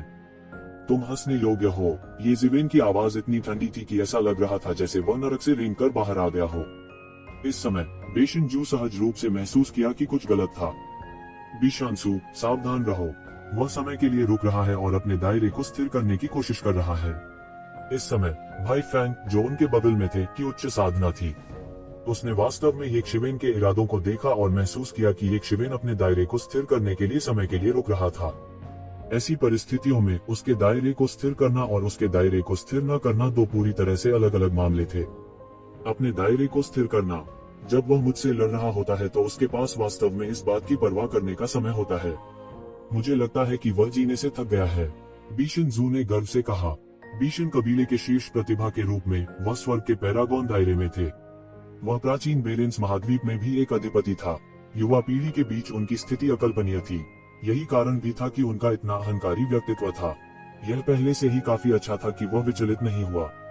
इस समय ये जीवेन ने वास्तव में उससे लड़ते हुए अपने दायरे को स्थिर करने की परवाह करने की हिम्मत की। उसने तलवार की रोशनी की लंबी नदी को ये जीवेन का पीछा करने के लिए निर्देशित किया, जो उसे मारने की कोशिश कर रही थी। एक साधारण व्यक्ति तलवार की रोशनी की गति का मुकाबला कैसे कर सकता है? हालांकि ये जीवेन कोई साधारण व्यक्ति नहीं थी। उसके पास शैतान पंख थे। भले ही उसने अपने शैतानी पंख न फैलाए हों, फिर भी उसकी चपलता, तकनीक की गति अद्भुत थी। इस समय उसने आखिरकार हमला किया। एक बड़ा हाथ फैला और एक अजगर के पंजे में बदल गया। ग्रेट ड्रैगन कैप्चर तकनीक। एक जोर की दहाड़ के साथ उसने अपने विशाल हाथ से तलवारबाजी की लंबी नदी को पकड़ लिया। बूम! जोरदार धमाका हुआ। विशाल हाथ और तलवार की रोशनी के बीच नदी हिंसक रूप से टकरा गई। बेशन कबीले की स्वर्गीय मूल तलवार कला वास्तव में बेहद शक्तिशाली थी। यह इतना भयानक था कि यह दुनिया को तबाह कर सकता था। हालांकि उनके प्रतिद्वंद्वी ये जीवेन थे। साधारण लोग तलवार की रोशनी को पकड़ने के लिए अपने हाथों का इस्तेमाल करने की हिम्मत नहीं करेंगे, लेकिन ये जीवेन ने किया। एक बड़े विस्फोट के साथ तलवार की रोशनी की पूरी नदी कांच की तरह बिखरने लगी। वह थोड़ा थोड़ा करके बिखर गया। फिर डोमिनोज की तरह एक पल में सब कुछ रह गया। बेशन जू को अचंभित कर दिया गया और उसका शरीर बार बार पीछे हट गया। अनगिनत स्वॉर्ड लाइट्स उसके सामने ढह गईं और वह केवल बेबसी से देख सकता था, लेकिन वह इसके बारे में कुछ नहीं कर सका। अनगिनत स्वॉर्ड लाइट्स उसके सामने ढह गईं और वह इसके बारे में कुछ नहीं कर सका। यह कैसे संभव है? मेरी त्यानयुवान तलवार तकनीक को लंबे समय से पूर्णता की स्थिति तक विकसित किया गया है। यहाँ तक यदि वे इसकी चपेट में आते हैं तो एक दिव्य क्षेत्र विशेषज्ञ भी भारी रूप से घायल हो जाएगा। वे मर भी सकते हैं। इसे इस तरह एक बगवा द्वारा कैसे तोड़ा जा सकता है? उसे अभी भी विश्वास नहीं हो रहा था। उसे विश्वास नहीं हो रहा था कि वो एक शिवेन से सिर्फ एक चाल में हार गया था। लेकिन इस समय हैरान होने का अच्छा समय नहीं था। इस समय येशिवेन सीधे ऊपर चली गई। मरना। येशिवेन ने जोर से दहाड़ लगाए। उसका पूरा शरीर एक सुनहरी बिजली की तरह था और वह सीधे बिशानजू के सामने दौड़ पड़ा। उसने अपनी उंगली से इशारा किया और तुरंत पूरा आकाश उंगली छाया से भर गया। बिशानजू स्पष्ट रूप से जानता था कि इनमें से केवल एक उंगली छाया वास्तविक थी, लेकिन ऐसा हुआ कि इस असली उंगली छाया में एक स्वर्ग कंपाने वाली आभा थी जिसने उसे पूरी तरह से ढक लिया, जिससे वह बिल्कुल भी असमर्थ हो गया। एक भयानक दृढ़ता से उस पर बंद हो जाएगा। येशिवेन के पीछे अंतहीन ची दिखाई दी और आकाश उससे भर गया। इसने अंतहीन कानूनों में हस्तक्षेप किया। एक बार जब उसने हमला किया तो यह एक बड़ी हत्या की चाल थी और वह बिशानजू को पूरी तरह से खत्म करना चाहता था। आप मुझे इस कदम का उपयोग करने के लिए मजबूर करने में सक्षम होने के लिए पहले से ही बहुत अच्छे हैं। बिशानजू ने उपहास किया और अचानक शांत हो गया। उसने अपनी आंखें खोली और उसकी आभा अचानक बढ़ गई। उसका पूरा शरीर एक प्रकार की रंगीन रोशनी से ढका हुआ था और वह राजा के वस्त्र में बदल गया। उसका पूरा व्यक्तित्व एक देवता बन गया था और उसका शरीर आकार में 2 गुना हो गया था। उसका पूरा व्यक्तित्व असामान्य रूप से ठंडा और भावहीन हो गया।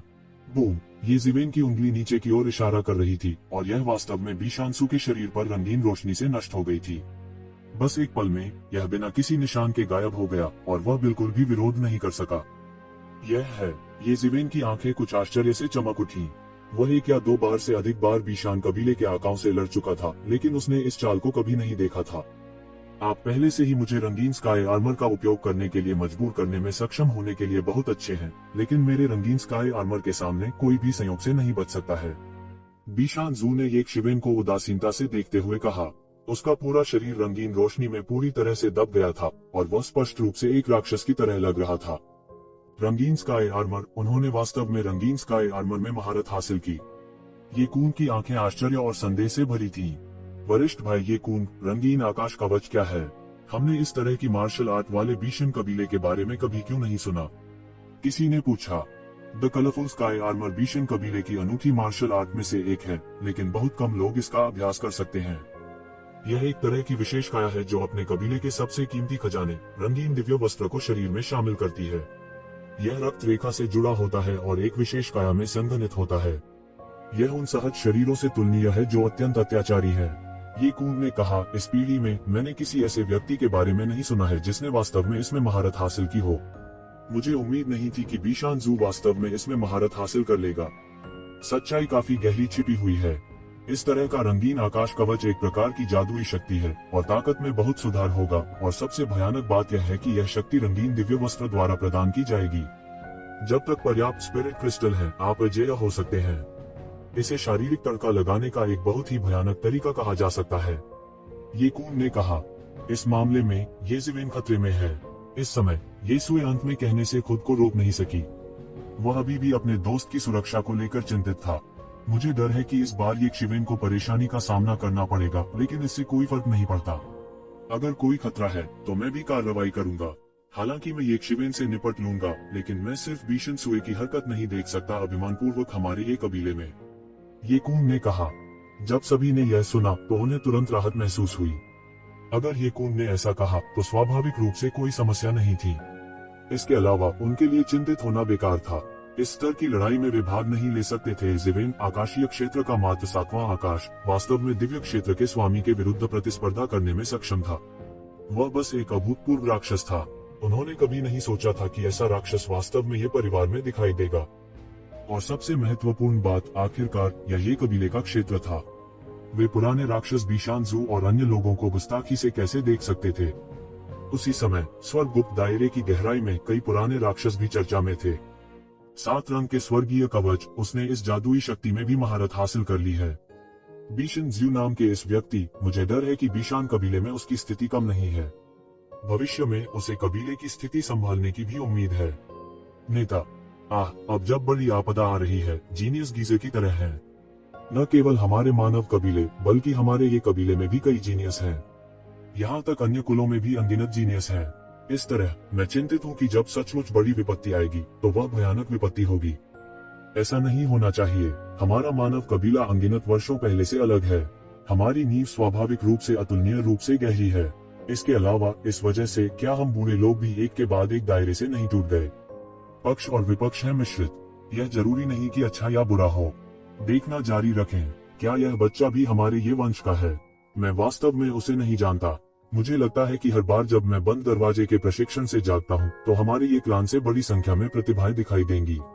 उद्धरण चिन्ह। ठीक है, महत्वपूर्ण क्षण में मैं बाद में कार्रवाई करूंगा। हम बीशान कबीले के लोगों को अपनी तरफ अहंकारी नहीं होने दे सकते। लेकिन क्या चल रहा है? गुप्त दायरे नंबर 1 को बाहरी लोगों के लिए कभी नहीं खोला गया है। इस बार इसे क्यों खोला गया और लोगों के एक समूह को अंदर जाने दिया गया? समय आने पर मैं स्पष्टीकरण मांगना चाहता हूँ। और इस समय क्षेत्र में भी परिवर्तन हुआ। मूल रूप से ये जीवेन का पलड़ा भारी था। इस समय ऐसा लग रहा था कि स्थिति उलट गई थी। बेशनजू के शरीर से 7 रंगों के प्रकाश की परतें निकलती हैं। प्रकाश के घेरे लहरों की तरह बह गए, पहाड़ के आधे हिस्से पर कब्जा कर लिया। ये जीवेन के कपड़े हवा में लहरा रहे थे और सूक्ष्म हवा उसे दर्द का एहसास करा रही थी। 7 रंगों वाले स्वर्गीय कवच को बुलाने के बाद बीशनजू के पूरे शरीर की शक्ति आसमान छू गई। एक भूत की तरह उसने ये शीवेन के पास कदम दर कदम संपर्क किया। हर कदम स्वर्ग और पृथ्वी के नियमों में हिंसक रूप से उतार चढ़ाव का कारण बन सकता है और स्वर्ग और पृथ्वी की आध्यात्मिक ऊर्जा उबलते पानी उबलने जैसी थी। इस रहस्यमयी 7 रंगों के प्रकाश के नियंत्रण में ऐसा लगता था कि उसने एक डोमेन खोला है और वह इस डोमेन में एकमात्र सम्राट था। जैसे जैसे समय बीतता गया, बीशनजू के शरीर की आभा अधिक से अधिक अत्याचारी होती गई और अधिक से अधिक स्थिर भी।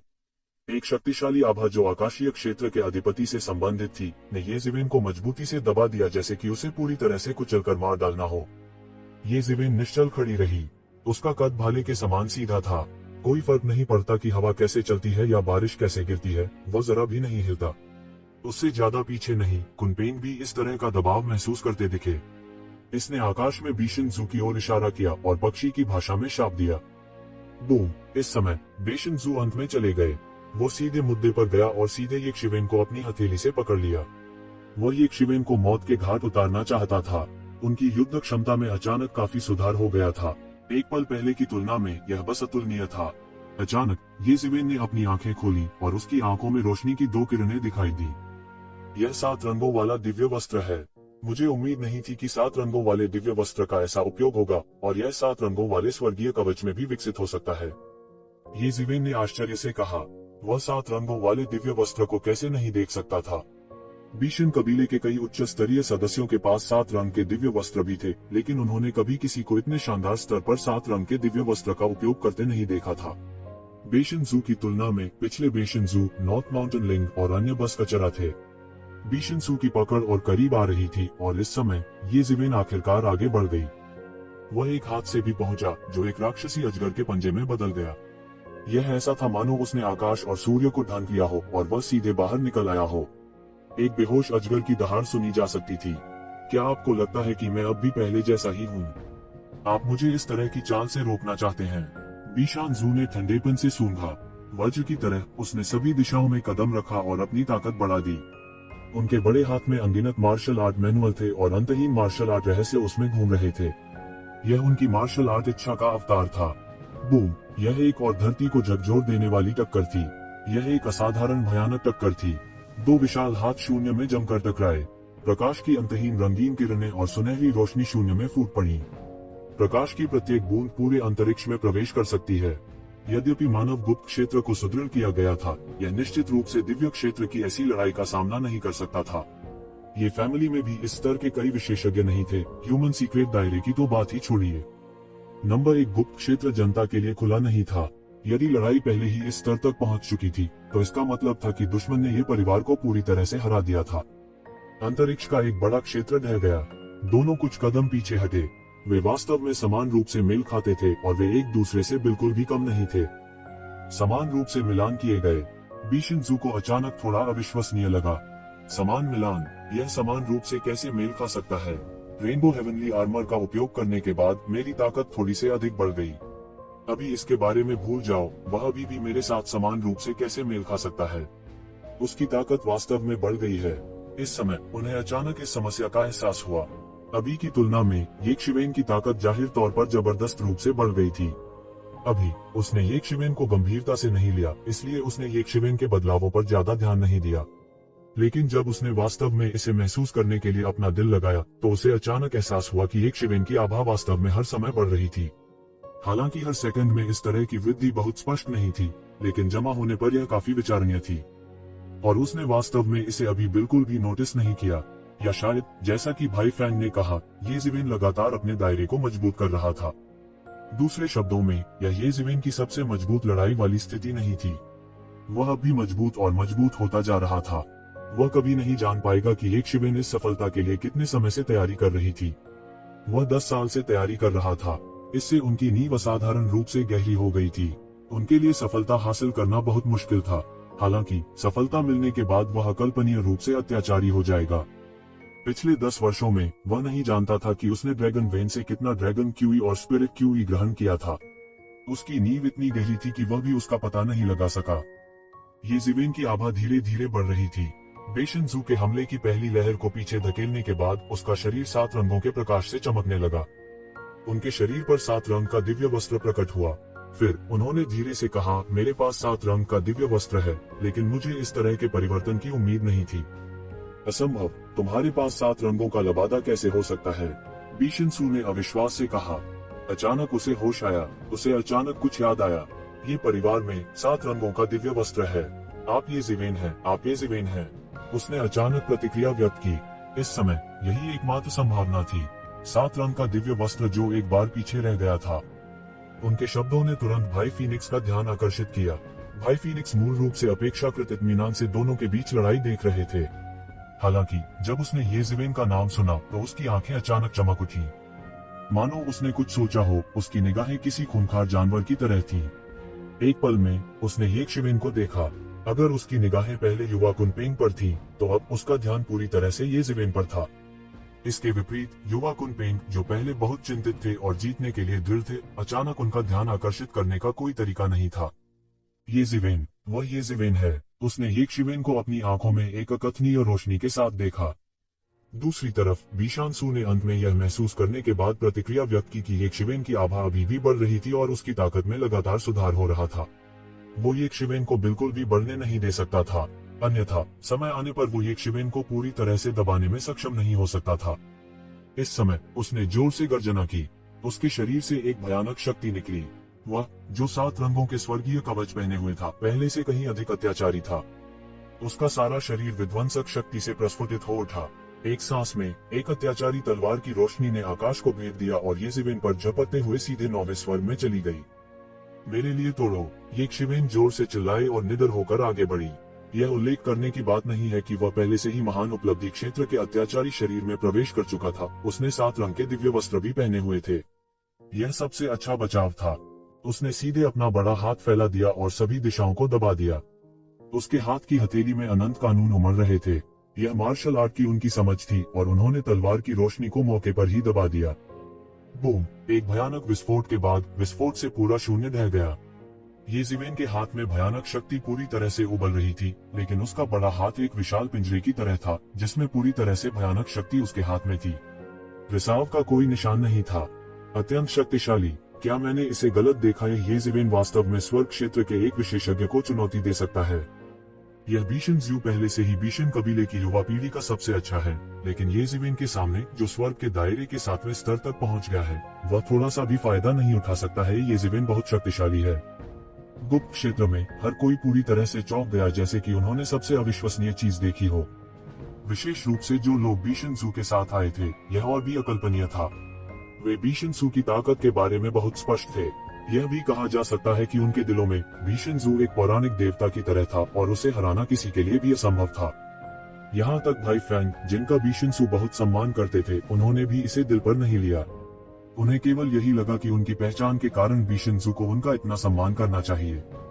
इसका मतलब यह नहीं था कि बीशनजू किसी से कमतर था। लेकिन अब यह ये ज़िवेन, जो अचानक ये कबीले से प्रकट हुआ, वास्तव में बहुत अद्भुत और भयानक था। आखिरकार उन्हें अपनी धूल भरी यादों से ये ज़िवेन की प्रतिष्ठा का पता चल गया, लेकिन बस इतना ही था। ये ज़िवेन की किंवदंती अभी भी थी कि कैसे उन्होंने बहुत समय पहले स्वर्ग क्षेत्र के 9वें स्तर के एक विशेषज्ञ को हराया था। मौजूदा स्थिति क्या थी, कोई नहीं जानता था। ये ज़िवेन लंबे समय तक बाहर नहीं आया, लेकिन जब उसने किया तो उसने एक शानदार करतब से पूरी दुनिया को चौंका दिया। बीशानसू की अभिव्यक्ति अचानक थोड़ी बदल गई।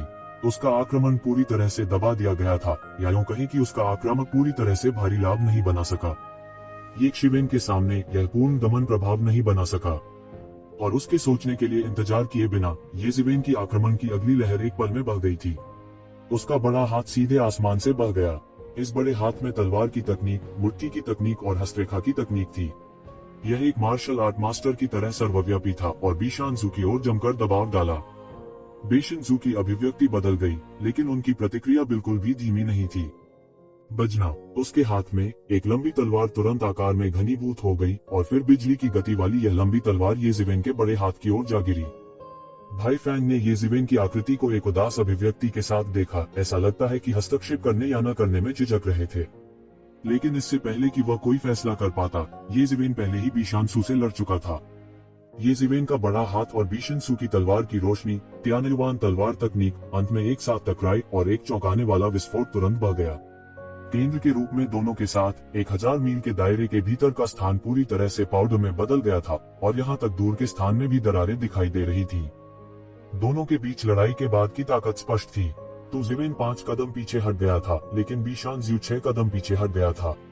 इतने कम समय में दोनों पक्षों के बीच ताकत के अंतर में एक बार फिर नाटकीय बदलाव आया। वे पहले समान रूप से मेल खाते थे, लेकिन अब येज़ेबेल ने बढ़त हासिल कर ली थी और यह सब कुछ ही समय में हुआ था। येज़ेबेल की आभा अभी भी लगातार बढ़ रही थी। 10 वर्षों का संचय इस समय पूरी तरह से प्रकट हो गया था, इसलिए भले ही वह दिव्य लोक के 7वें स्तर में प्रवेश कर गया था, वह रुका नहीं। इसके विपरीत उसके शरीर में अनगिनत वास्तविक तात्विक ऊर्जा अभी भी लगातार खंगाल रही थी, उसे आकाशीय क्षेत्र के 7वें स्तर के शिखर तक धकेल रही थी। लेकिन इसके लिए समय की आवश्यकता थी, इसलिए उसकी ताकत में लगातार सुधार हो रहा था। थोड़ा थोड़ा करके वह मजबूत होता जा रहा था। विशेष रूप से दोनों के बीच की लड़ाई ने येज़ेबेल के शरीर में ऊर्जा के शोधन को तेज कर दिया था। अब येज़ेबेल का शरीर एक खाली पूल की तरह था, पागलपन से ऊर्जा को अवशोषित कर रहा था, पूल को भर रहा था। हालांकि त्यानुवान मिरर में कई ड्रैगन नसें थीं, इसलिए उसे फिर से भरने के लिए पर्याप्त ऊर्जा नहीं होने का डर नहीं था। ड्रैगन नसों के अस्तित्व के कारण ही येज़ेबेल को बाहरी ऊर्जा अवशोषण पर भरोसा करने की आवश्यकता नहीं थी, इसलिए हालांकि वह लगातार टूट रहा था, बाहरी दुनिया के लिए आंदोलन बहुत छोटा था। यहाँ तक बीशानसू, जो उसके साथ सीधे लड़ रहा था, को भी इस समय बमुश्किल पता चला था कि येज़ेबेल वास्तव में लगातार मजबूत हो रहा था। उसने अभी तक पूरी तरह से अपने दायरे को समेकित नहीं किया था, दूसरों का उल्लेख नहीं करना, यहाँ तक दिव्य क्षेत्र से नीचे के लोगों को भी एहसास नहीं था कि क्या हो रहा है। वे अभी भी यह नहीं समझ पाए थे कि येज़ेबेल और बीशानसू पहले कैसे समान रूप से मेल खाते थे। इतने कम समय में इतना बड़ा बदलाव कैसे हो सकता है। अचानक येज़ेबेल का पलड़ा भारी हो गया। जबकि हर कोई अभी भी हैरान था, येज़ेबेल पहले ही अधीरता से आगे बढ़ चुकी थी। पेंग पेंग पेंग, एक पल में दोनों पक्ष सैकड़ों हजारों बार गिर गए। उन्होंने बिजली की तरह हमला किया, तेज तेज तेज। उनकी युद्धक शक्ति पहले ही स्वर्ग क्षेत्र में कदम रख चुकी थी। पूरे प्राचीन बेरेंस महाद्वीप में उन्हें एक पीढ़ी के अधिपति कहा जा सकता है। भयानक दृश्य के कारण ये परिवार के प्रतिभावान लोगों के चेहरे राख जैसे सफेद हो गए। हालांकि वे जानते थे कि मुख्य परिवार में कई दिव्य क्षेत्र विशेषज्ञ थे, उन्होंने कभी भी दिव्य क्षेत्र विशेषज्ञ का हमला नहीं देखा था। इसके अलावा वे सब बाहर चले गए। हालांकि उनकी युद्ध शक्ति और सीमा प्रारंभिक स्वर्ग क्षेत्र तक ही सीमित थी, उनके लिए यह पहले से ही एक ईश्वर जैसा अस्तित्व था जिसे उन्हें देखना था। हर बार जब वे मारपीट करते थे तो शून्य टूट जाता था। जिस गति से उन्होंने मारपीट की, उसके कारण शून्य के पास खुद को ठीक करने का समय नहीं था। नतीजतन उनके आदान प्रदान की सीमा के भीतर शून्य लगातार बिखरने की स्थिति में था। भीतर से कोहराम मच गया। भयावह शॉकवेव्स मंडलियों में बह गईं, अपने साथ एक भयावह शक्ति लेकर आई जिसने उस क्षेत्र को घेर लिया। येज़ेबेल की आभा कम नहीं हुई और जितना अधिक उन्होंने संघर्ष किया, वह उतना ही मजबूत होता गया। वरिष्ठ भाई ये कुंग, यदि ऐसा ही चलता रहा तो क्या वरिष्ठ भाई येज़ेबेल ठीक रहेंगे? आखिरकार वह स्वर्ग क्षेत्र के केवल 7वें स्तर पर है। इससे कोई फर्क नहीं पड़ता कि मैं इसे कैसे देखता हूँ, स्वर्ग क्षेत्र के विशेषज्ञ से लड़ना इसके लायक नहीं है। किसी ने पूछा। इस समय स्वर्ग क्षेत्र के कुछ ही विशेषज्ञ युद्ध की सटीक स्थिति देख सकते थे। वे थोड़ा देख सकते थे, लेकिन उन्हें प्रतिक्रिया के लिए समय चाहिए था। बहुत से लोग चिंतित थे कि येज़ेबेल अपने आप को रोक नहीं पाएगी। आखिरकार सभी की धारणाओं में दिव्य क्षेत्र और दिव्य क्षेत्र के बीच का अंतर बिल्कुल स्वर्ग और पृथ्वी के बीच के अंतर जैसा था। यह छठे दिव्य क्षेत्र में दिव्य क्षेत्र के विशेषज्ञ को हराने वाली येज़ेबेल की भावना से पूरी तरह से अलग था। हालांकि यह चौंकाने वाला था, फिर भी यह हर किसी की समझ के दायरे में था। अब यह वास्तव में सभी की समझ की सीमा को पार कर चुका था। उसकी ताकत पूरी है। ये कून ने येज़ेबेल को एक जटिल अभिव्यक्ति के साथ देखा। मूल रूप से उसने सोचा था कि येज़ेबेल उनके द्वारा बहुत पीछे छोड़ दिया गया था। अब तक उसके स्वर्ग क्षेत्र में कदम रखने की कोई खबर नहीं आई थी। अब ऐसा लग रहा था कि उसने यक्षिवेनको को मांगा था। वास्तव में सभी ने यक्षिवेनको को मांगा था। सेलेस्टियल दायरे तक पहुंचने वाली उनकी युद्धक शक्ति के साथ ये परिवार और यहाँ तक कि मानव जाति में उनकी स्थिति पूरी तरह से अलग थी। हालांकि वे नहीं जानते थे कि उसने यह कैसे किया, यह अब महत्वपूर्ण नहीं था। उन लोगों की नजर में जिन्होंने दिव्य क्षेत्र में कदम नहीं रखा था, वास्तव में इस लड़ाई में बीशांसु का पलड़ा भारी था। बीशांसु आराम से थी, जबकि येजिवेन पागलों की तरह थी। आम लोगों की नजरों में येजिवेन आकाशीय क्षेत्र के 7वें स्तर पर एक दिव्य क्षेत्र विशेषज्ञ को चुनौती दे रही थी। अगर वह पागल नहीं होता तो विरोधी के हमले को कैसे रोक पाता। वे पागल हुए बिना राक्षस न बनने के सिद्धांत को भी समझ गए। यदि उन्हें एक मृत अंत के लिए मजबूर किया गया था तो उनकी सबसे अधिक समान मानसिकता होगी। हालांकि ये कून जैसे गुरु की नजर में यह पूरी तरह से अलग कहानी थी। येजिवेन की प्रभावशाली आभा एक इंद्रधनुष की तरह थी और उसकी ताकत हर मिनट और सेकंड में बढ़ रही थी। अप्रत्याशित रूप से उसने बीशांसु को पूरी तरह से दबा दिया था। बीशांसु आराम से लग रहा था, लेकिन उसकी आक्रामक शक्ति एक निश्चित सीमा के भीतर दबा दी गई थी, बाहर फैलने में असमर्थ थी। येजिवेन बहुत चिंतित लग रहा था, लेकिन वास्तव में वह वही था जिसने वास्तव में पहल की थी। जैसे जैसे समय बीतता गया, येजिवेन की आभा बढ़ती रही और उन्होंने पहल को पूरी तरह से समझ लिया। अविश्वसनीय, उसने वास्तव में अपनी ताकत का परीक्षण करने के लिए बीशांसु का इस्तेमाल किया। ये कून ने अविश्वास में कहा। उसने धीरे धीरे और अंत में देखा कि येजिवेन खुद को दिव्य क्षेत्र विशेषज्ञ की युद्धक शक्ति से परिचित कराने के लिए बीशांसु का थोड़ा थोड़ा उपयोग कर रहा था। यह शक्ति के उन सभी स्तरों को पूरी तरह से पार कर गया जिनसे वह पहले संपर्क में आ सकता था। यहाँ तक येजिवेन जैसा राक्षसी व्यक्ति भी इस स्तर की शक्ति को एक बार में नियंत्रित नहीं कर सकता था। इसलिए उन्होंने वास्तव में बीशांसु को अपने अभ्यासी साथी के रूप में इस्तेमाल किया। यह सोचकर वह मदद नहीं कर सका, लेकिन उसके दिल में एक अजीब सा एहसास हुआ। एक दिव्य क्षेत्र विशेषज्ञ को अभ्यासी साथी के रूप में उपयोग करते हुए कितने लोग ऐसा कर सकते हैं। यह उल्लेख करने की बात नहीं कि कितने लोग इसे कर सकते थे, कितने लोगों ने इसके बारे में सोचने की हिम्मत की, यह एक बड़ी समस्या थी। क्या असंभव, इस तरह की लड़ाई में येजिवेन वास्तव में अपनी ताकत का परीक्षण कर रहा है? अगर ऐसा है तो यह बहुत डरावना है। किसने सोचा होगा कि येजिवेन, जिसके पास 10 साल से कोई खबर नहीं थी, अचानक इतनी डरावनी हो जाएगी? यह अविश्वसनीय है। बहुत से लोग तुरंत चौंक गए।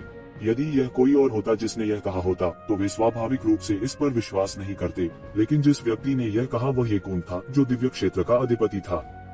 बकवास, यह कैसे संभव है? बीशांसु की ताकत शानदार है और वह दिव्य क्षेत्र का विशेषज्ञ है। हालांकि मुझे नहीं पता कि आपकी येजिवेन अपनी वर्तमान युद्ध शक्ति के लिए किस तरह की दुष्ट पद्धति का उपयोग करती थी, लेकिन दिव्य क्षेत्र के 7वें स्तर पर एक दिव्य क्षेत्र विशेषज्ञ को चुनौती देने के लिए वह लंबे समय तक टिके रहने की उम्मीद कैसे कर सकता है?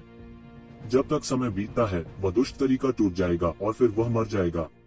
बीशांसु द्वारा लाए गए कुछ विशेषज्ञों ने इस पर विश्वास नहीं किया, या यूं कहें, इस पर विश्वास करने की हिम्मत नहीं की।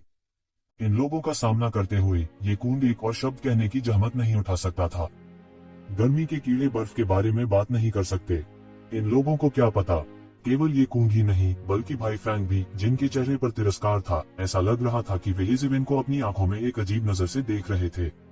यह बच्चा सरल नहीं था और जितना उसने सोचा था उससे कहीं अधिक अत्याचारी था। रेनबो हेवनली आर्मर का इस्तेमाल करने वाले बीशांसु की युद्धक ताकत पहले से कहीं ज्यादा मजबूत थी।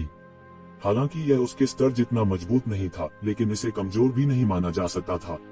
अंत में वह एक निश्चित सीमा के भीतर पूरी तरह से येजिवेन द्वारा प्रतिबंधित कर दिया गया था और बहुत बुरी तरह से लड़ा। यह ऐसा कुछ नहीं था जो आम लोग कर सकते थे, लेकिन वह बिल्कुल भी नर्वस नहीं थे, बल्कि और भी ज्यादा उत्साहित हो गए थे।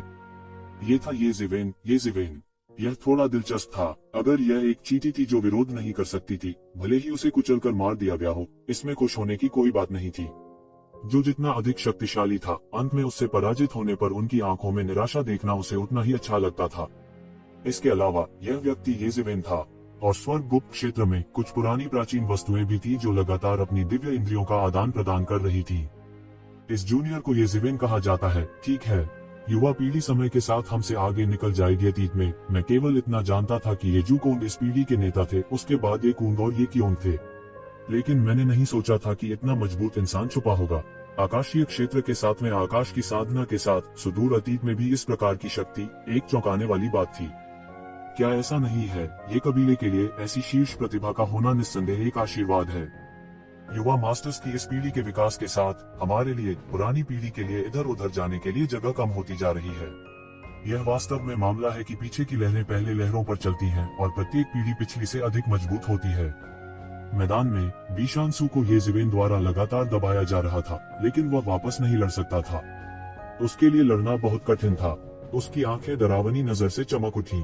उन्हें इतने कठिन प्रतिद्वंद्वी का कभी सामना नहीं करना पड़ा था। वह 7 रंगों वाले आकाश कवच पर निर्भर था। भले ही यह केवल 7 रंगों वाले ईश्वरीय वस्त्र के रूप में ही क्यों न हो, यह बहुत से लोगों की तुलना में बहुत अधिक अत्याचारी था। एक ही पीढ़ी में उसका मुकाबला करने वाला विरोधी खोजना मुश्किल था।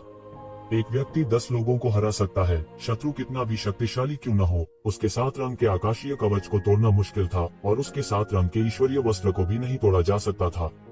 लेकिन उसे उम्मीद नहीं थी कि येज़ेवेन उससे भी ज्यादा बेईमान है। बीशन कबीले से चुराए गए 7 रंगों के ईश्वरीय वस्त्र को पहनकर वह आपा खो बैठा, और एक बार जब उसने हमला किया तो आसमान बिखर जाएगा। यह बेहद भयानक था। उसकी मुट्ठी की तकनीक, उसकी हथेली की तकनीक, जैसे ही उसने हमला किया वह मार्शल आर्ट के गहरे अर्थों से भरी हुई थी, गहरा और भयानक। वह कल्पना भी नहीं कर सकता था कि येज़ेवेन, जो आकाशीय क्षेत्र के केवल 7वें स्तर पर था, के पास मार्शल आर्ट की इतनी गहन समझ कैसे हो सकती है।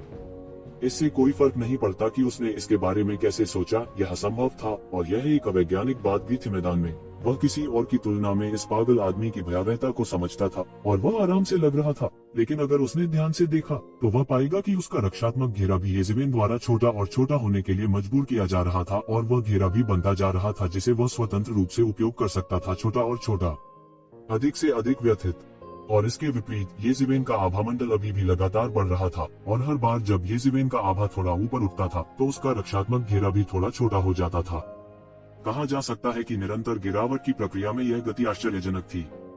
ये कूंग और भाई फैंग चीजों को स्पष्ट रूप से देखने में सक्षम थे, लेकिन येज़ेवेन यह भी देखने में सक्षम थे कि येज़ेवेन केवल एक अभ्यासी साथी के रूप में उनका उपयोग कर रहे थे। हालांकि यह केवल उसका अनुमान था, लेकिन जैसे जैसे लड़ाई जारी रही, येज़ेवेन की ताकत बढ़ती चली गई। ऐसा लगता था कि वह इस क्षेत्र के सभी पहलुओं और इस क्षेत्र के विभिन्न पहलुओं की अपनी समझ में अधिक से अधिक कुशल होता जा रहा था। और जैसे जैसे वह अधिक से अधिक कुशल होता गया, उसकी ताकत में निरंतर सुधार की प्रक्रिया भी तेज होती गई। यह प्रक्रिया मेढक को गर्म पानी में उबालने जैसी थी। उसके शरीर में ड्रैगन शिरा की लिंक की का सहारा था, इसलिए उसकी हरकतें बहुत छोटी थीं। अन्यथा बीशन जू ने अभी इस पर ध्यान नहीं दिया होता।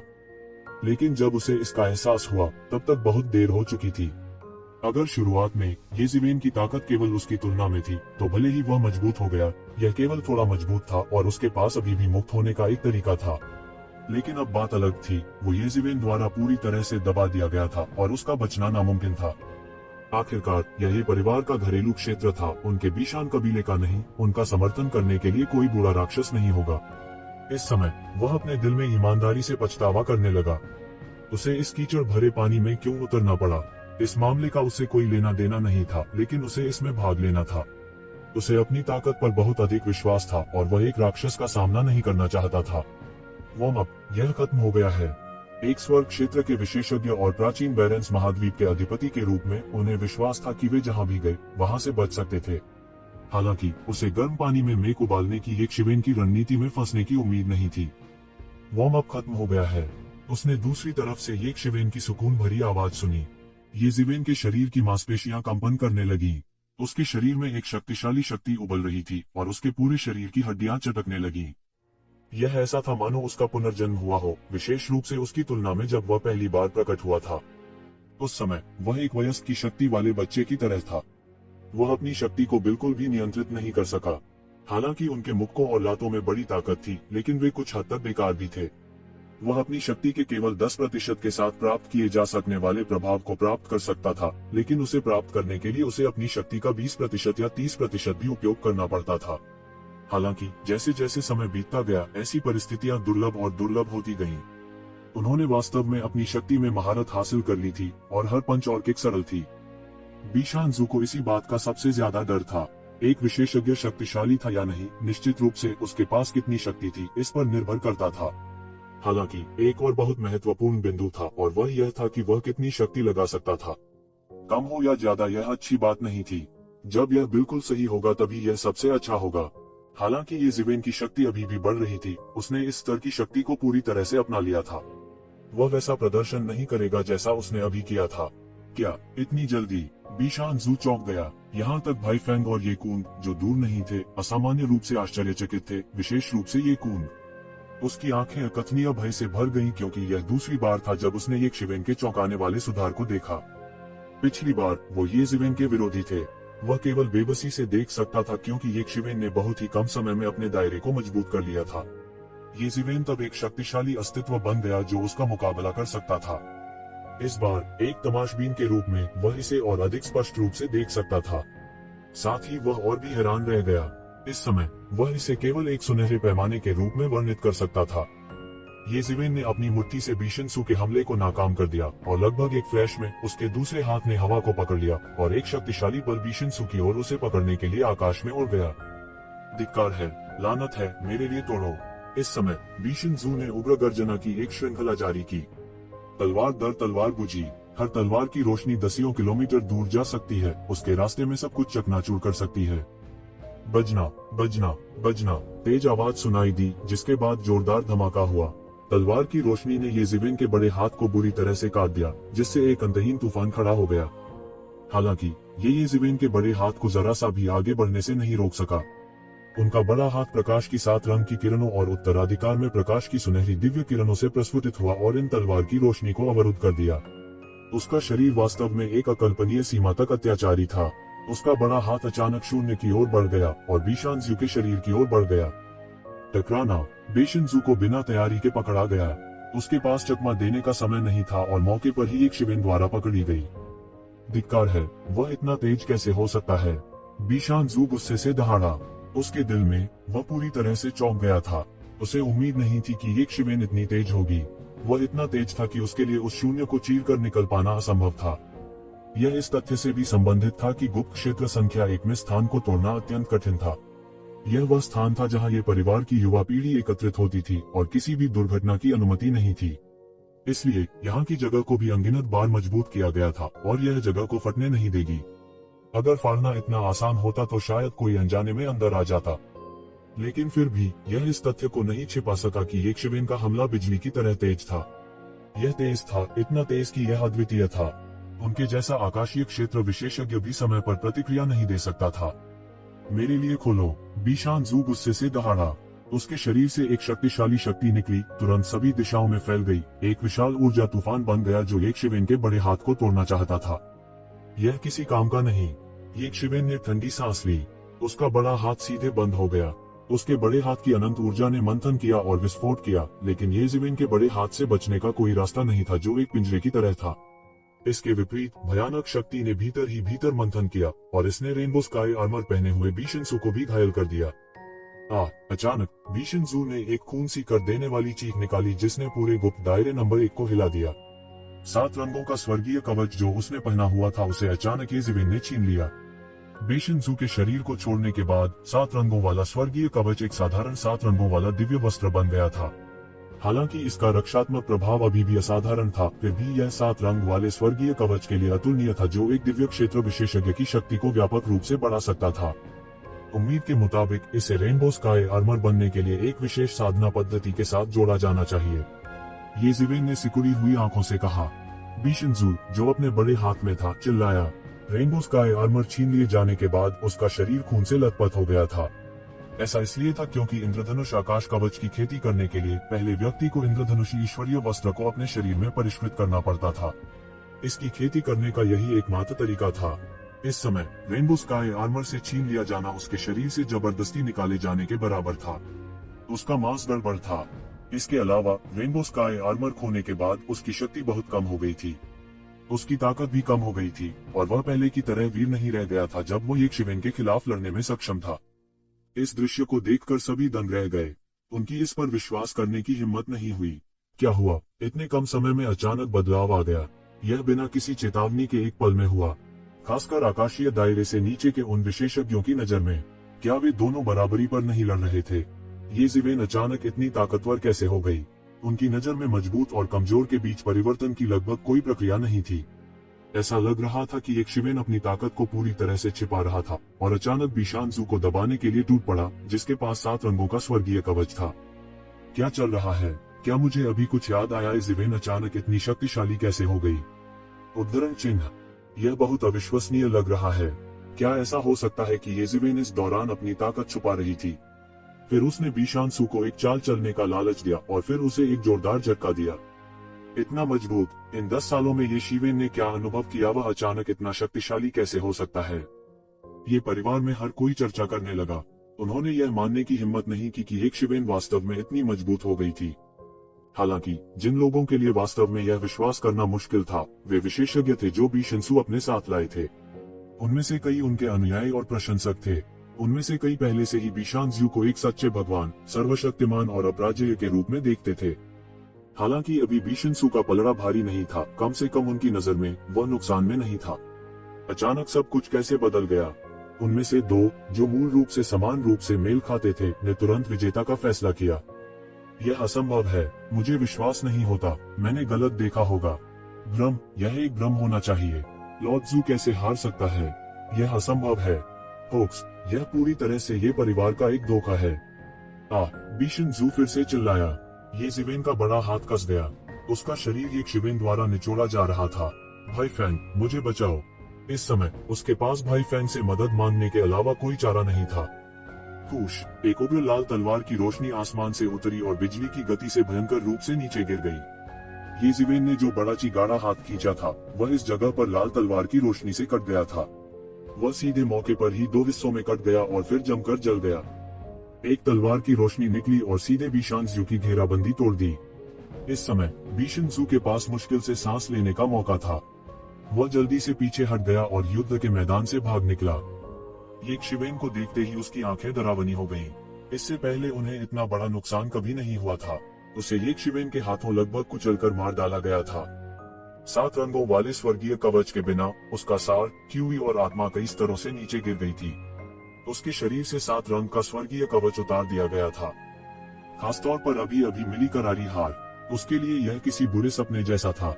अगर अभी भाई फैंग नहीं होते तो परिणाम अप्रत्याशित होता। उनका शरीर मूल रूप से खून से टपक रहा था, लेकिन इस समय यह जल्दी ठीक होने लगा। मूल रूप से बहने वाला खून भी निशान के टुकड़ों में बदल गया और फिर उसके शरीर से नीचे गिर गया। वह अपने मूल स्वरूप में लौट आया था, लेकिन अब उसका वह अहंकारी रूप नहीं था जो पहली बार आया था। खासतौर पर यह फैमिली की तिरस्कार भरी निगाहों ने उसे अपना दीवाना बना दिया, लेकिन उसने एक चाल चलने की हिम्मत नहीं की। बगल में बैठे ये खून ने उसकी ओर लोलुपता से देखा। 7 रंगों वाले स्वर्गीय कवच के बिना उसका आत्मविश्वास भी कई स्तरों से गिर गया था। उसने अब यह कहने की हिम्मत नहीं की कि वह ये खून को हरा सकता है। और इस समय युद्ध के मैदान में येज़ेबेल, जिसका हर कोई लंबे समय से इंतजार कर रहा था, आखिरकार अपराधी का सामना करना पड़ा जिसने सीधे उसके नंबर 1 गुप्त दायरे भाई फैंग को नष्ट कर दिया। यह भाई फैंग अपनी बाहों के साथ शून्य में खड़ा था। उसकी आंखें असामान्य रूप से ठंडी थीं और उसने येज़ेबेल को ठंडेपन से देखा, जैसे कि वह किसी मरे हुए व्यक्ति को देख रहा हो। ऐसा लग रहा था कि उसे यकीन था कि येज़ेबेल मरने वाली थी। अभी अभी मैंने वार्म अप करना समाप्त किया। अब मेरे गुप्त क्षेत्र को नष्ट करने के लिए तुम्हारे पाप की चीज से गणना करते हैं।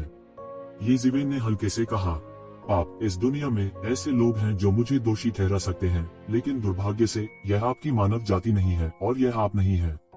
इस भाई फ्रैंक के मुंह का कोना थोड़ा उठा हुआ था, जिसमें कुछ व्यंग्यात्मक मुस्कान दिखाई दे रही थी, जैसे कि येज़ेबेल ने सबसे अधिक आत्मविश्वास वाली बात की हो। हास्यास्पद, बहुत ही हास्यास्पद।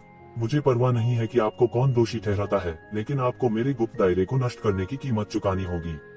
कोई भी कीमत चुकाए बिना मुझे उकसा नहीं सकता, येज़ेबेल ने कहा। भाई फ्रैंक ने येज़ेबेल पर नजर डाली और कहा, आपके बगल में कुनपेंग कोई ऐसी चीज नहीं है जिसे आप ले सकते हैं। इसे सौंप दें और मैं आज आपके अपराध को माफ कर दूंगा। क्या तुम पागल हो? येज़ेबेल समझ नहीं पा रहे थे कि हंसे या रोए, क्योंकि उन्होंने भाई फ्रैंक को देखा और कहा, आज आपने मुझे धमकाया और मेरे गुप्त क्षेत्र को नष्ट कर दिया। आपकी यह कहने की हिम्मत कैसे हुई? यदि आप पागल नहीं हैं, तो आप हार गए होंगे। आपका विचार, उद्धरण चिन्ह। क्या तुमने क्या कहा? भाई फ्रैंक ने अचानक गुस्से से कहा, मैंने सोचा था कि आपको केवल मानसिक समस्या है। मुझे उम्मीद नहीं थी कि आपके कानों में समस्या होगी। येज़ेबेल ने मुस्कुराते हुए कहा, मुझे लगता है कि आप वास्तव में जीने से थक गए हैं। भाई फ्रैंक ने ठंडेपन से कहा, तुम मुझ पर विश्वास नहीं करते जब मैं कहता हूँ कि तुम पागल हो। यह हमारे ये परिवार का क्षेत्र है, कौन जीने से थक गया है? येज़ेबेल ने भाई फ्रैंक को देखा और कहा। इस समय ये कबीले के लोग भी हंसी में फूट पड़े, विशेषकर वे विशेषज्ञ जो ये खून के साथ आए थे। वे लंबे समय से भाई फ्रैंक के अहंकार से परेशान थे। वे उसके लिए कोई मुकाबला नहीं थे, लेकिन अगर ये शिवेन उसे एक बड़ा सबक सिखा सकते हैं तो यह सबसे अच्छा होगा। इससे उसे पता चल जाएगा कि वह कहाँ है। यह परिवार का क्षेत्र था। उनके जैसा बाहरी व्यक्ति अहंकारी नहीं हो सकता था। अगर मैं किसी को मारना चाहता हूँ तो दुनिया के अंत में भी मुझे कोई नहीं रोक सकता। एक तुच्छ ये परिवार का जिक्र नहीं। अपनी नीच पहचान के साथ आप कुनपेंग के लायक नहीं हैं। भाई फैंग ने ठंडेपन से कहा, मैं काबिल हूँ या नहीं ये तो हमें लड़ने के बाद पता चलेगा। इसके अलावा क्या आप मुझे अपना नाम बताने की हिम्मत करते हैं? मुझे देखने दो कि तुम किस तरह के कमीने हो। ये ज़िवेन नाराज नहीं थी। वह इस स्तर के शब्दों के कारण नाराज नहीं होगी। यह बहुत हास्यास्पद होगा। कुनपेंग दो शब्द सुनकर भाई फैंग के शरीर में अचानक एक भयानक आभा दिखाई दी। उसने ये शिवन की तरफ ठंडेपन से देखा और कहा, मुझे लगता है कि तुम सच में जीना नहीं चाहते। मैं तुम्हें बता दूंगा, मैं फीनिक्स संप्रदाय हूँ। फीनिक्स संप्रदाय। ये ज़िवेन के दिमाग में एक नाम बिजली की तरह कौंध गया। एक धुंधली सी याद उभर आई। उसे उस दिन चींटी की तरह आसानी से कुचले जाने का दृश्य फिर से याद आ गया। बूम! परत दर परत फैलते हुए एक अत्यंत शक्तिशाली शक्ति उसके शरीर से एक पल में बाहर निकल गई। उसके चारों ओर की जगह परत दर परत बहती गई, क्योंकि उसके शरीर से निकलने वाला बल बाहर निकल आया था। जब कोई इसे देखता था तो यह अतुलनीय रूप से भयानक होता था। एक भयानक आभा तूफान की तरह बह गई। सभी ने ये शिवेन को हैरानी से देखा। ये शिवेन अभी अभी मुस्कुरा रही थी। फीनिक्स संप्रदाय की अवमानना सामना करने पर भी उसने पलक नहीं झपकाए। यह नाम सुनते ही वह अचानक क्यों बदल गए? उस दुर्जय आभा को एक भयानक जानलेवा आभा के साथ मिलाया गया था। यहाँ तक जब एक शिवेन ने बिशिनसु को हराया था तो उसके पास ज्यादा जानलेवा आभा नहीं थी, लेकिन जब उसने इन दो शब्दों को सुना तो वह बहुत उत्साहित हो गया। ऐसी भयानक जानलेवा आभा फूट पड़ी। क्या ऐसा हो सकता है कि उन्हें पहले एक दूसरे से दुश्मनी थी? ये कून ने याद किया कि फीनिक्स संप्रदाय ने एक बार कहा था कि वे ये ज़िवेन के लिए आए थे। फीनिक्स संप्रदाय, मुझे तुमसे पूछने दो, तुम्हारे और फैंग लिंग के बीच क्या संबंध है? ये ज़िवेन की आवाज कुछ कर्कश थी, जैसे कि वह अपने शरीर में किसी तरह के आवेग को रोक रहा हो। एक हारे हुए व्यक्ति को जानने का अधिकार नहीं है। फीनिक्स संप्रदाय भगवान के समान अहंकारी था। भले ही वे ये कबीले में थे, फिर भी उन्होंने ये ज़िवेन को अपनी आंखों में नहीं डाला। ठीक है, अगर तुम यह नहीं कहना चाहते तो मैं तुम्हें तब तक पीटूंगा जब तक तुम बोलोगे। तुम पछताओगे, तुम मेरे सामने आकर पछताओगे। ये ज़िवेन की आंखें लाल होने लगी और उसके शरीर से एक अत्याचारी आभा निकलने लगी। अगर कोई अपनी आंखें बंद कर ले तो वे सोच भी सकते हैं कि यह एक विशाल और अद्वितीय अशुभ जानवर है। यह बहुत भयानक था। हम झांसा दे रहे हैं। क्या आपको लगता है कि मैं बिशानसुई हूँ? फीनिक्स संप्रदाय ने स्पष्ट रूप से कहा। दूर नहीं, बिशिनसु की भी एक अजीब अभिव्यक्ति थी, लेकिन ऐसा कुछ भी नहीं था जो वह कर सकता था। इस समय उन्होंने महसूस किया कि कोई फर्क नहीं पड़ता कि वह कौन था, उन सभी के ऊपर ताकत थी। फीनिक्स संप्रदाय के बारे में भूल जाए, सिर्फ ये ज़िवेन के पास ही एक भयानक ताकत थी जिसने उसे डर से कांपने पर मजबूर कर दिया था। विशेष रूप से ये ज़िवेन की वर्तमान लड़ने की मुद्रा, यह कुछ ऐसा था जो उसने पहले कभी नहीं देखा था। दूसरे शब्दों में, ये ज़िवेन ने अपनी पूरी ताकत का बिल्कुल भी इस्तेमाल नहीं किया था। यह सोचकर उसका चेहरा हरे और सफेद के बीच बदल गया। उसने मूल रूप से सोचा था कि वह इस पीढ़ी का सबसे उत्कृष्ट व्यक्ति था। तुकुन, ये क्यूओंग और ये जुकोंग उसके ध्यान के योग्य बिल्कुल भी नहीं थे। इस बार वह ये जुकोंग को ढूंढना चाहता था, जो स्वर्ग के क्षेत्र में कदम रखने वाला पहला व्यक्ति था और उसने लड़ने के लिए अपना नाम बनाया। कौन जानता था कि ये शिवेन, जो अपनी चरम अवस्था से गुजर रहा था, उसे आधा पीट पीट कर मार डालेगा। यहाँ तक इंद्रधनुषी भगवान का वस्त्र भी छीन लिया गया। इंद्रधनुष भगवान के वस्त्र के बिना वह स्वाभाविक रूप से इंद्रधनुष आकाश कवच का उपयोग नहीं कर सका। उसकी ताकत स्वाभाविक रूप से एक स्तर से गिर जाएगी। इस समय यहाँ तक ये कून भी उसके लिए मैच नहीं हो सकता है। मैं तुम्हें देखने दूंगा कि तुम्हारे और मेरे बीच कितना बड़ा अंतर है। फीनिक्स संप्रदाय ने उपहास किया और एक कदम आगे बढ़ाया। उसके हाथ में आग की लपटों से घिरी एक लंबी तलवार दिखाई दी। तलवार के नियम को संक्षिप्त करने के लिए अग्नि के नियम का उपयोग करते हुए फीनिक्स संप्रदाय की साधना वास्तव में एक अकल्पनीय स्तर तक पहुंच गई थी। उसके हाथ में जलती हुई लंबी तलवार बिजली की तरह नीचे गिर गई, पूरे स्थान को चकनाचूर कर दिया और उसे धूल में बदल दिया। उनकी लंबी तलवार में एक अतुलनीय भयानक ज्वाला थी और जहाँ भी वह गुजरती पूरा आकाश ढह जाता। वह आग के कानून में अच्छा था, लेकिन उसने तलवार के कानून में विलय कर दिया, एक से अधिक एक की तुलना में कहीं अधिक ताकत प्रदर्शित की। ये शिवेन ने भी कोई कमजोरी नहीं दिखाई। उन्होंने अपनी हथेली पर निशाना साधा और इससे मार्शल आर्ट के असीम सिद्धांत और गहरे अर्थ निकले। उसका पूरा हाथ बहुत ही असाधारण लग रहा था।